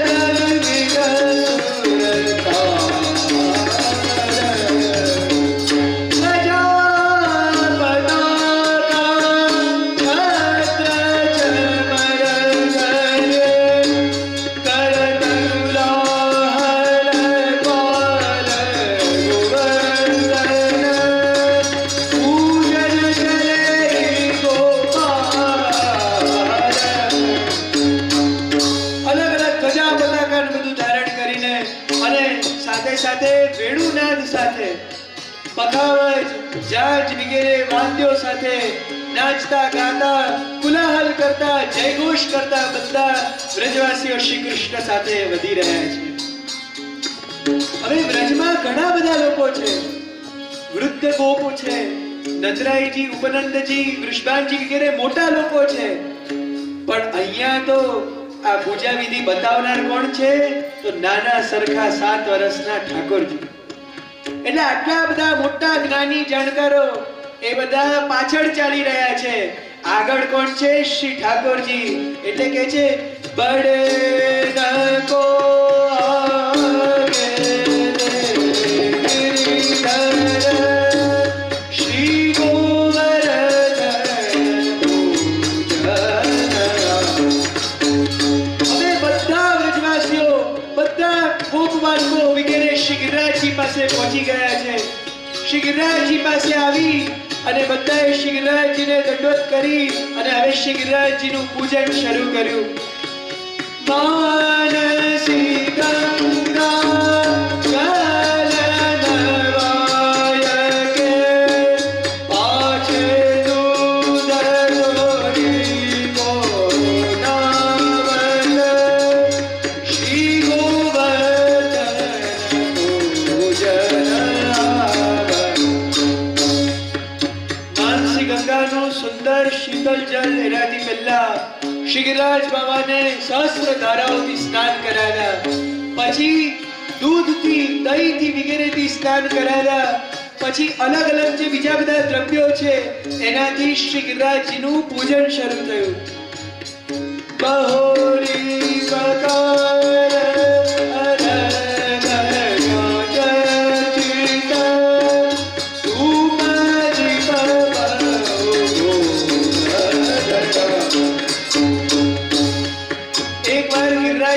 સ્નાન કરાવી દીધા. પછી હવે વ્રજવાસીઓએ શ્રી ઠાકોરજીની આજ્ઞાથી અબીર, ગુલાલ, ચોવા, ચંદન, અરગજા વગેરેથી શ્રી ગિરિરાજજીનું પૂજન કર્યું. પુષ્પની માળાજી ધરાવી ઇત્યાદિ કર્યું. થાપા આપ્યા શ્રી ગિરિરાજજીને અને બધું કરી અને હવે શ્રી ગિરિરાજજી સામે કુંડવારાનો ભોગ ધર્યો. આ કુંડવારાનો ભોગ એટલે શું? જો વ્રજમાં કુંડવારાનો એક બહુ સરસ અર્થ આપણને જાણવા મળે છે. કુંડવારામાં જે કુંડવા શબ્દ છે ને એનો અર્થ થાય છે પરિવાર. એટલે વ્રજવાસીઓ પોતાના આખા પરિવારો સાથે પોતાના આખા પરિવારનો પ્રેમ શ્રી ગિરિરાજજીને અર્પિત કરે છે. એ ભોગ એટલે કુંડવારો અથવા કુંડવારો ભોગ એ શ્રી ગિરિરાજજીને ધરી ધૂપ દીપ વગેરે કરી અને ભોગ અરોગાવે છે. થોડી વાર થાય છે એટલે ભોગ સરાવે છે અને ભોગ સરાવીને પછી શ્રી ગિરિરાજજીની આગળ આચમન મુખવસ્ત્ર કરીને બીડા અરોગાવે છે. તે બીડા આરતી કરત હે બ્રજમાં મિલ મિલ મંગલ ગાવત શ્રી ગોવર્ધન પૂજન. શ્રી ગિરિરાજજી બાબાની આરતી ઉતારે છે. આરતી ઉતારી અને પછી હવે ભગવાન શ્રી કૃષ્ણ જે પાસે બધા ગોપ બાળકો રહેલા છે એમને બોલાવે છે, ગોવાળિયાઓને બોલાવે છે, તેર કરે છે અને બધાને કહે છે, કરે ગોપ અરે ગ્વાલ ઇધર આવો ઇધર આવો. બધાને બોલાવે છે. તેર ગ્વાલ બાજન ભરે પીઠ થાપ શિર પે જતા. ગોપોને પોતાની પાસે બોલાવે છે. કુટવારાનો જે સુંદર પ્રસાદ હોય એ ગોપોને હાથમાં આપે છે, બીડા આપે છે, એમના મસ્તક ઉપર ટોરા બાંધે છે અને પછી શું કરે છે, હલ્દી કંકુ એક કરી અને પાછળ થાપા આપે છે. મસ્તક ઉપર, પીઠ ઉપર ગોપોને થાપા આપે છે. આવી રીતના ગોપોનું સન્માન કરીને એમને સિરપેચ બંધાવે છે. આવી સુંદરતાથી આખી ગોવર્ધન પૂજા કરે છે. શ્રી ગિરિરાજજી બાબાને બધા સાથે મળીને દંડવત કરે છે. આખું આ થયા પછી જ્યારે ગિરિરાજજી બાબાનું પૂજન થાય છે પછી ગોવર્ધન પૂજાનો મોટામાં મોટો ભાગ એટલે આવે છે ગોક્રીડા. ગોક્રીડાની અંદર ગાયોને બોલાવવામાં આવે છે. ગાયોનું પહેલા તો પૂજન કરે છે અને ગાયોનું પૂજન કરીને ગાયોને પછી રમાડે છે. સબ ગાયન મે ધૂમ રખેરી, સબ ગાયન મે ધૂમ રખેરી. ધુમર નામની શ્રી ઠાકોરજીની ગમતી ગાય. જો દૂધ કોનું તો દોરીનું અને ખેલાવામાં કોણ તો ધુમર. એ ગાયને શ્રી ઠાકોરજી બોલાવે છે અને ઘૂઘરાઓ વગેરેથી એ ગાયને રમાડે છે. અને ખરેખર આજે પણ આ ગોક્રીડાના ખૂબ સુંદર દર્શન આપણને નાથદ્વારા વગેરે જગ્યાઓમાં થાય છે, જ્યાં આજે પણ એ જ પ્રકારે ગોક્રીડાનો ક્રમ ખૂબ સુંદરતાથી આપણા પુષ્ટિ માર્ગમાં થાય છે. એ ગાયોને ખેલાવે છે. પછી શ્રી ગિરિરાજજીના આગળ હવે મહાયજ્ઞની તૈયારી થવા જઈ રહી છે. હવે અન્નકૂટ ભોગ શ્રી ગિરિરાજજી બાબાને ધરાવવા જઈ રહ્યા છે. એ ભોગની અંદર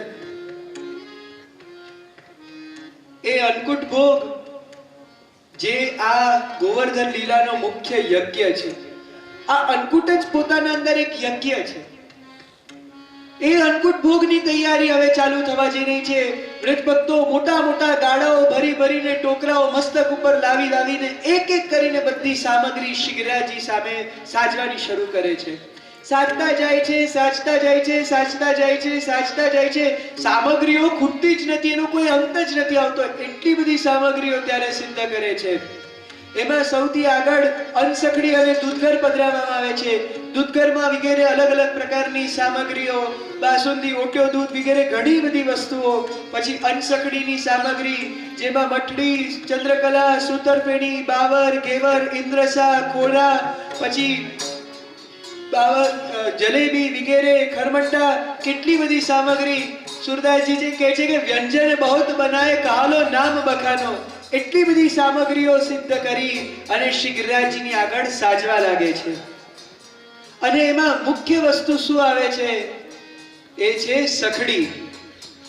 અન્નકૂટમાં વિશેષ મહત્વ સખડીનું છે. અનસખડી પછી સખડી સજાવવાની શરૂ થાય છે. અને સખડીની અંદર મુખ્ય ઓદન એટલે ભાતનો પર્વત બધા કરવાનું શરૂ કરે છે. ઠાકોરજી કહે છે કે હવે તમે ગિરિરાજજીની સામે ભાતનો પર્વત કરવાનો શરૂ કરો.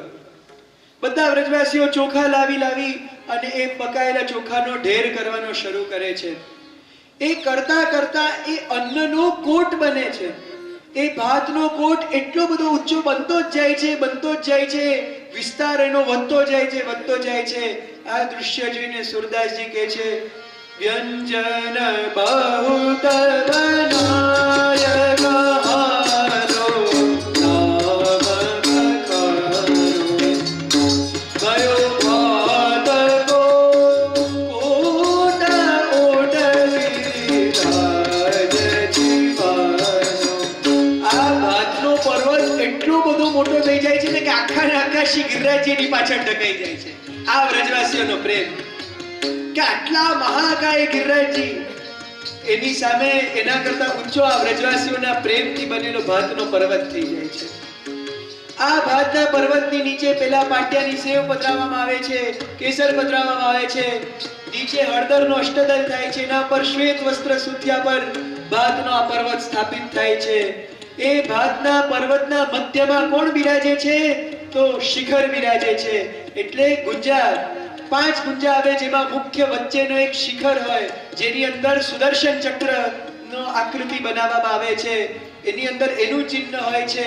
અને પછી ક્રમશઃ ચારે ગુંજામાં શંખ ચક્ર ગદા પદ્મનું ચિહ્ન આપણને મળે છે. ભાવાત્મક સ્વરૂપે મુખ્ય શિખરે સાક્ષાત ભગવદાત્મક માનવામાં આવે છે. એ શિખરને સુંદરતાથી પધરાવ્યા પછી, ગુંજાઓ પધરાવ્યા પછી, એ જે ભાતનો પર્વત હોય છે, એ ભાતના પર્વત ઉપર તુલસીજીની માંજરની માળા આખી ધરવામાં આવે છે. એ સુગંધ માટે હોય છે. કેસર આખા ભાત ઉપર સુંદરતાથી છિડકવામાં આવે છે. સુંદરતાથી એ અન્નકૂટ સાજી અને અન્નકૂટ ભોગની આજુબાજુ અલગ અલગ પ્રકારની સખડીઓ સજાય છે. કેટલી જાતની દાળ, કેટલા જાતના પકવાનો, કેટલા જાતના ભાત, કેટલા જાતના રાયતાઓ, કેટલા જાતના બિનસારુઓ, કેટલી બધી વસ્તુઓ, કેટલા ભુંજેલા મેવાઓ, કેટલા જાતના સંધાણાઓ, આ બધી વસ્તુઓ શ્રી ગિરિરાજજીને ત્યાં સખડીમાં ભોગ ધરાય છે. કેટલા પ્રકારના કઠોળ ધરવામાં આવે છે. અને આ બધું થયા પછી હળદરની સુંદર મેંડ કરવામાં આવે છે. શ્રી ગિરિરાજજીની સામે આખો અન્નકૂટ ભોગ ધરવામાં આવે છે. આ જ્યારે અન્નકૂટ ભોગ ધરવામાં આવે છે, ત્યારે અન્નકૂટ ભોગ ધરી અને વિનંતી કરે નંદ કર જોડે. એટલે અન્નકૂટનો આખો ભોગ થઈ ગયો પછી કાની બોલતા નંદરાયજી વગેરે બધા હાથ જોડે છે કે આપ કૃપાનાથ હવે આ ભોગ અરોગો. ત્યારે ઠાકોરજીને મનમાં વિચાર આવ્યો કે આ લોકો ભોગ ધરી દેશે, પણ આ લોકોને જો ખરેખર ગિરિરાજજી ઉપર વિશ્વાસ લાવવો હશે તો મારે પ્રત્યક્ષ એમને શ્રી ગિરિરાજજીના દર્શન કરાવવા પડશે. પ્રત્યક્ષ નંદ પ્રતિત જો ચાહીએ તો તુમ દેખત બલિ ખાય. મારે સાક્ષાત બલિ અરોગતા ભોજન કરતા એમને દર્શન આપવા પડશે. એટલે શ્રી ઠાકોરજીએ ત્યારે શું કર્યું કે પોતાનું જ એક બીજું સ્વરૂપ, જે સ્વરૂપ શ્રી ગિરિરાજજીની અંદર સતત બિરાજે છે, જે નિકુંજનાયક પુષ્ટિ પુરુષોત્તમ ગિરિરાજજીની અંદર જ વાસ કરે છે, એ સ્વરૂપ, પોતાનું બીજું જ સ્વરૂપ ગિરિરાજજીમાંથી બહાર પ્રગટ થયું અને એટલું મહાકાય સ્વરૂપ પ્રગટ થયું. બોલો શ્રી ગિરિરાજ ધરણ કી. એની માટે ત્યાં સુખદેવજી કહે છે કે કૃષ્ણસ્મન્યતમમ રૂપમ ગોપ વિશ્રંભણમ ગતા શૈલોસ્મીતિ બ્રુવન ભૂરી બલિમાદત બૃહદ વપુ. એ મહાકાય ગિરિરાજજી પ્રગટ થાય છે, એ આખું સ્વરૂપ પ્રગટ થાય છે. અને એ સ્વરૂપ જ્યારે પ્રગટ થાય છે ત્યારે બધા ગોપ બાળકો આશ્ચર્યચકિત થાય છે કે આપ કોણ છો? ત્યારે શ્રી ઠાકોરજી કહે છે કે શૈલોસ્મી, હું ગોવર્ધન છું. બધાને અલગ અલગ જવાબ આપે છે. કોઈને કહે છે કે હું પર્વતરાજ છું, હું ગિરિરાજ છું. એવી રીતના દરેક વ્રજવાસીઓના પ્રશ્નોના સમાધાન કરે છે. આ ગિરિરાજજીનું આદિદૈવિક સ્વરૂપ નથી, પણ આ તો કૃષ્ણ જ ત્યાં બીજું રૂપ ધારણ કરીને બિરાજે છે, એવું શ્રી મહાપ્રભુજી કહે છે.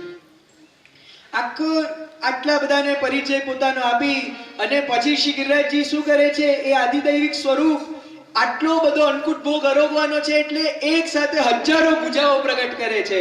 સહસ્ર ભુજા ધરે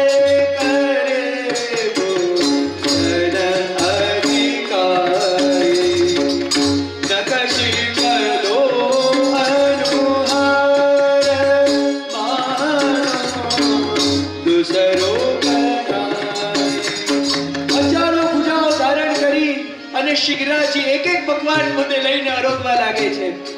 અને કેવા લાગે છે કે માનો દૂસરો કનાઈ, આ બીજા કૃષ્ણ ત્યાં બેઠા છે. બંને એક સરખા, એવા ને એવા બંનેના શૃંગાર, એવી ને એવી બંનેની સુંદરતા, એવું ને એવું શ્યામ સ્વરૂપ.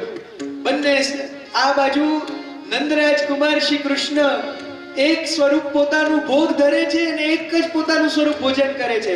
કૃષ્ણ જ પોતે ભોગ ધરી રહ્યા છે અને કૃષ્ણ પોતે ભોગ આરોગી રહ્યા છે. બંને વસ્તુ પોતે જ કરે છે. પોતે ભોગ એક એક સાજતા જાય છે અને વિનંતી કરે છે કે કૃપાનાથ આપ આરોગો. હવે આમાં બધા વ્રજવાસીઓ જ્યારે આવી રીતના અલગ અલગ પ્રકારે સામગ્રીઓ ધરી રહ્યા હતા તો આની વચ્ચે એક બદ્રોલા નામની ગોપી હતી. એ બદ્રોલા નામની ગોપી ક્યાંની? તો વૃષભાનજીના ગામની. એને કોઈક એના ત્યાં એવું બાદ હશે, એવું કંઈક એને સમસ્યા હશે કે જેનાથી એ ગિરિરાજજી પાસે પોતાની સામગ્રી લઈને નહીં જઈ શકી. એ શું કરી રહી હતી? વિલોવનહાર એટલે છાશ બનાવી રહી હતી. એની બહુ ઈચ્છા હતી, એના મનમાં ખૂબ તાપ હતો કે આ અન્નકૂટની અંદર મારી સામગ્રી પણ શ્રી ગિરિરાજજી સુધી પહોંચે, હું પણ મારી સુંદર આ છાશ લઈને શ્રી ગિરિરાજજી પાસે અરોગાવા જાઉં, ગિરિરાજ બાવા મારી સામગ્રી પણ અરોગે. પણ એને કંઈક એવો બાદ આવી ગયો હશે, કોઈએ રોકી હશે કે નહીં જઈ શકી હોય, એટલે એ ત્યાં જતીપુરા નહીં જઈ શકી. પોતાના ગામ એ બરસાનામાં જ રહી અને ત્યાં રહીને એના મનમાં ખૂબ તાપ થયો. એને બહુ દુઃખ થવા લાગ્યું કે હવે મારી સામગ્રી કેમ જશે, કેવી રીતે અરોગશે, શું થશે, એ બધી ચિંતા જ કરતી હતી, વિચાર કરતી હતી.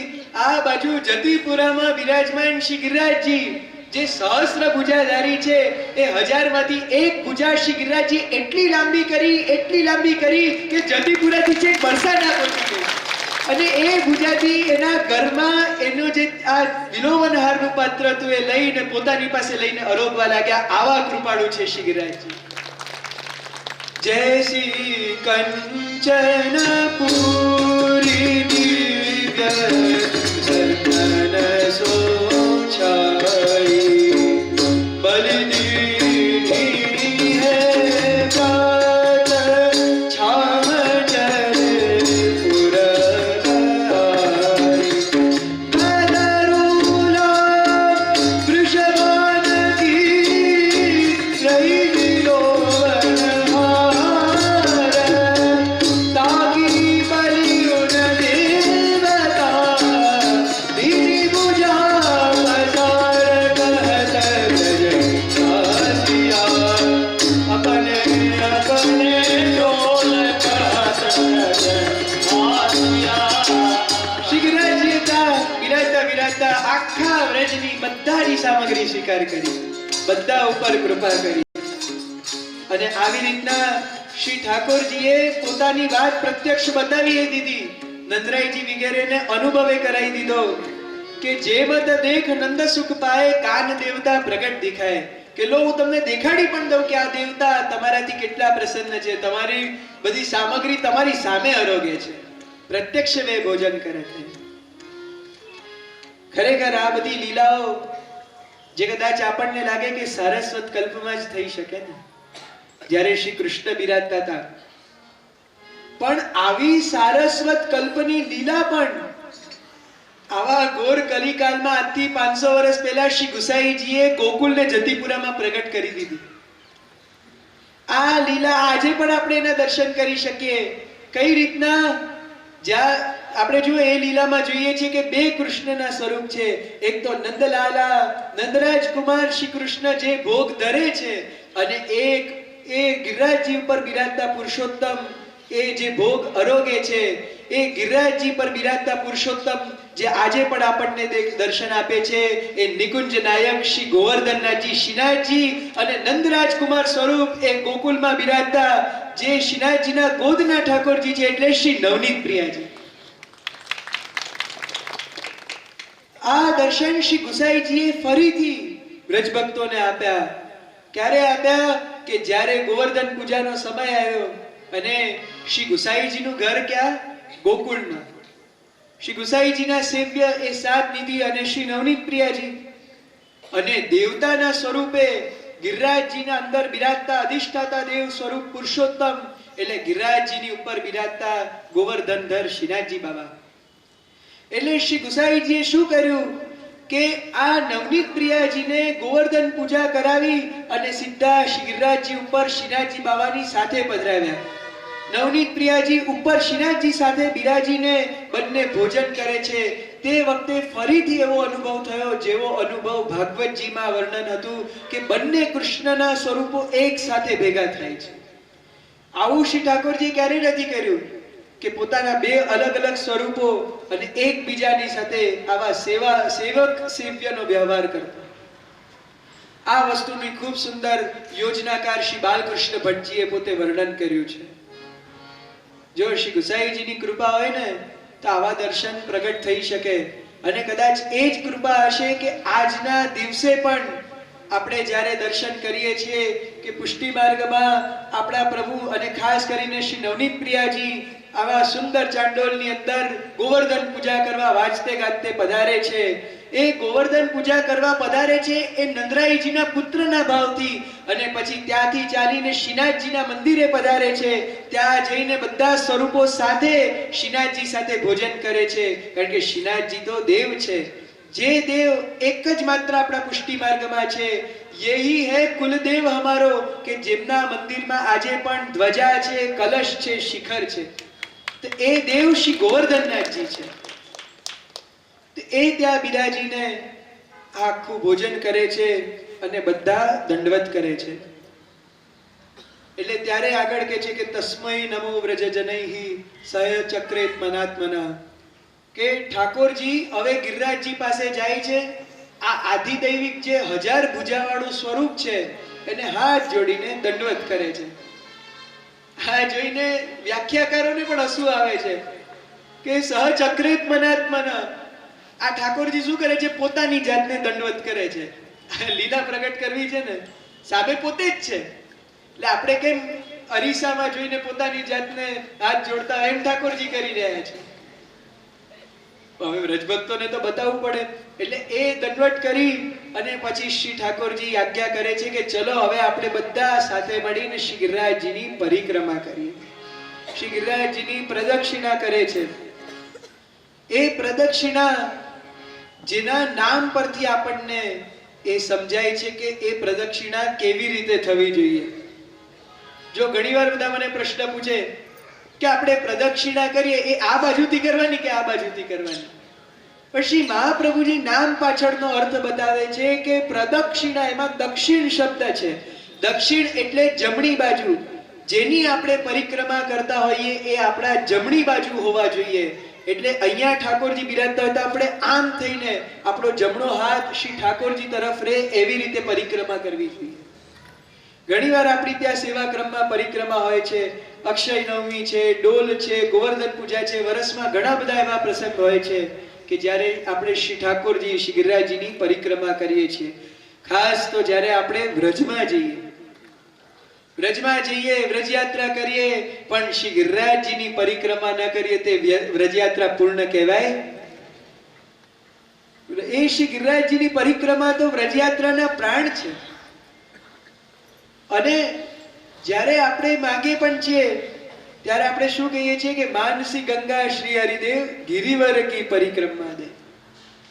શ્રી ગિરિરાજજીની પરિક્રમા બધા વ્રજભક્તો સાથે મળીને કરે છે.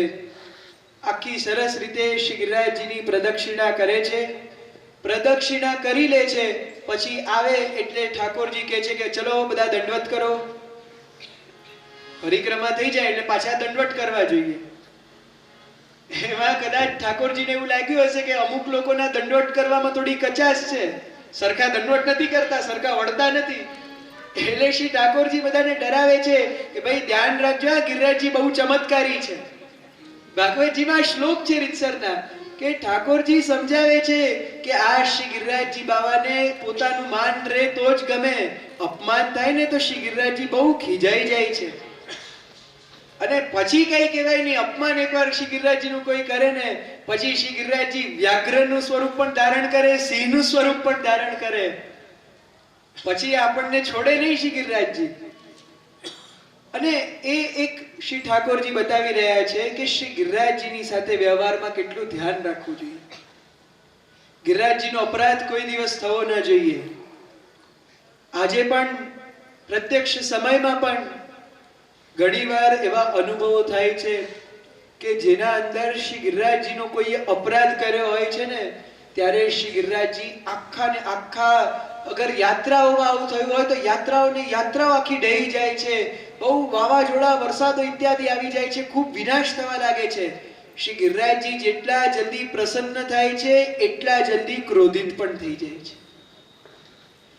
અહીંયા તક કે આપણા વાર્તા પ્રસંગમાં એવો આપણને ઉલ્લેખ પણ મળે છે કે જ્યારે શ્રી મહાપ્રભુજી શ્રીનાથજીનું મંદિર ગિરિરાજજી ઉપર તૈયાર કરાવવા જઈ રહ્યા હતા, શ્રીનાથજીએ સામેથી આજ્ઞા કરી હતી કે મારે ગિરિરાજજી ઉપર બિરાજવું છે, તોય પહેલા શ્રી મહાપ્રભુજીએ ગિરિરાજજી બાવાને વિનંતી કરીને માફી માંગેલી કે આપની આજ્ઞા હોય તો જ આપના ઉપર આવી રીતના મંદિર સિદ્ધ કરાવીએ. પછી શ્રી ગિરિરાજજી બાવાની આજ્ઞા લઈ અને મંદિર સિદ્ધ થયું. આજે પણ આપણે એક વસ્તુનું ધ્યાન રાખવું જોઈએ કે વ્રજમાં જઈએ, ગિરિરાજજીમાં ખૂબ ભાવ પ્રેમ ભક્તિથી આપણે શ્રી ગિરિરાજજીની સેવા કરીએ, પૂજન વગેરે કરીએ, પણ વગર કારણસર આપણાથી કોઈ પરિશ્રમ શ્રી ગિરિરાજજીને પડવો ન જોઈએ. ઠાકોરજીની સેવાર્થે કોઈ કામ હોય તો અલગ વાત છે, બાકી આમનામ જોવા કરવા, નિરીક્ષણ કરવા, ફરવા માટે થઈને શ્રી ગિરિરાજજી ઉપર પગ પણ ન મૂકવો જોઈએ. વગર કોઈ આજ્ઞા આપણને થઈ હોય એના વગર શ્રી ગિરિરાજજી ઉપર ચડવું પણ અયોગ્ય છે. ચડીએ તો ખાસ એ પણ ધ્યાન રાખવાનું કે શ્રી ગિરિરાજજીને પહેલા આપણે એમની ક્ષમા માંગી લઈએ, શ્રી ગિરિરાજજીને ભોગ ધરીએ, શ્રી ગિરિરાજજીનું સરખું પૂજન કરીએ અને પછી આજ્ઞા માંગીએ કે અમે આપના ઉપર શ્રી ઠાકોરજીના કોઈ કાર્ય માટે જઈ રહ્યા છીએ, આપના દર્શન કરવા જઈ રહ્યા છીએ.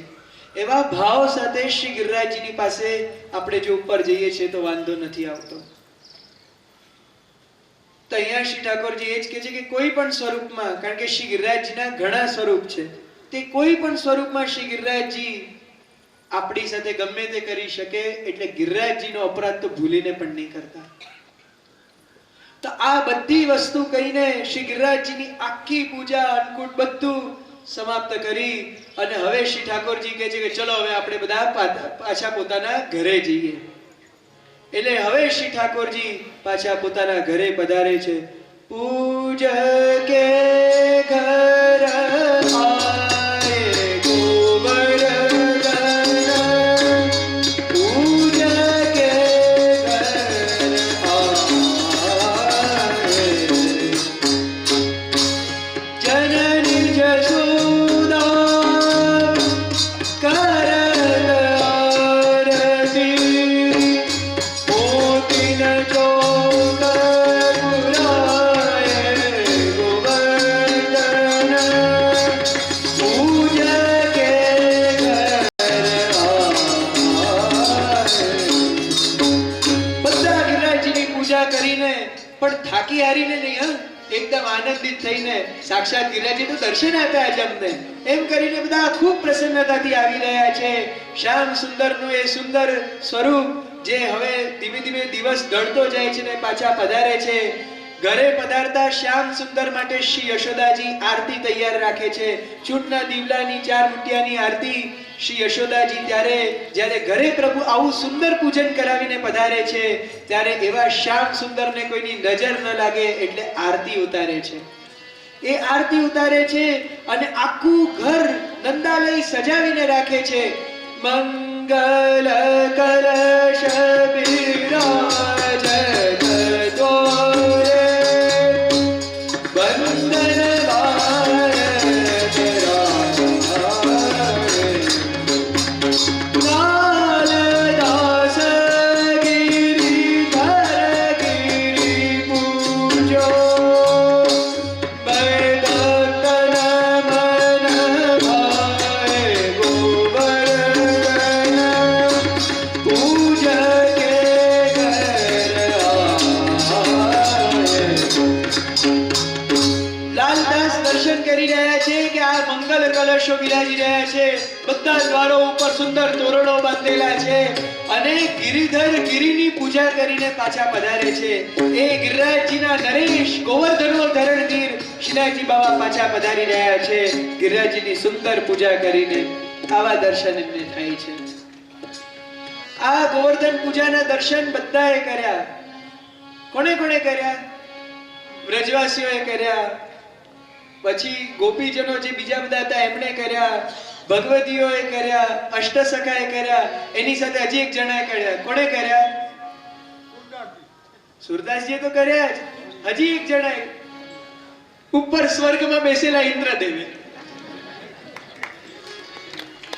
ઇન્દ્રદેવે શરૂઆતથી અંત સુધી આ બધી વસ્તુ જોઈ અને હવે ઇન્દ્રદેવનો પારો ચડી ગયો. કારણ કે આટલી બધી સરસ સરસ સામગ્રીઓ જે મારા માટે તૈયાર કરીને લાવતા હતા, એક એક વસ્તુ બનાવીને બધી તૈયાર કરીને લાવતા હતા, હજી મારી પાસે આવે ત્યાં જ રૂટ ચેન્જ, બધું ગિરિરાજજી તરફ, મારા હાથમાંથી બધું ગયું.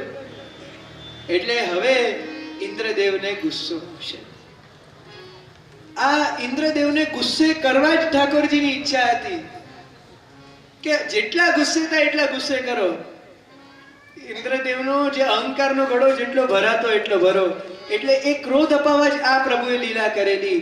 એટલે એ ઇન્દ્રનો જ્યારે ક્રોધ થાય ત્યારે જ વિશેષ કૃપાના, કારણ કે વાદળ જેટલું ઘનઘોર ને જેટલું અંધકાર વાળું થાય ને, વરસાદ એટલો જ જોરદાર પડે છે. એટલે આ લીલા કરવા માટે હવે શ્રી ઠાકોરજી આગળ ગોવર્ધનોધરણ ધીર બનશે. એ લીલાને આપણે આવતીકાલે જોઈશું. બસ ત્યાર સુધી આજે સુંદર જે આપણે શ્રી ગિરિરાજજીની આ લીલાઓનું અવગાન કર્યું એને હૃદયમાં રાખજો. જ્યારે પણ હવે આપણા ઘરમાં પણ અન્નકૂટનો ભોગ ધરો ત્યારે આ લીલાનું સ્મરણ કરજો કે આજે અમારા આગળ એ શ્રી ઠાકોરજી જ અમને અન્નકૂટ ભોગ ધરાવી રહ્યા છે. શ્રી ઠાકોરજી જ અમને પૂજા વિધિ ગિરિરાજ કી નંદલાલ બતાવે. તો બસ આજે આપણા આ વ્યાખ્યાનને આપણે અહીં જ વિરામ આપીએ અને આવતીકાલે સમયસર આપણે બધા મળી અને શ્રી ગોવર્ધન લીલાને આગળ વધારીશું. શ્રી ગોવર્ધન નાથ કી જય. શ્રી કૃષ્ણાર્પણ મસ્તુ.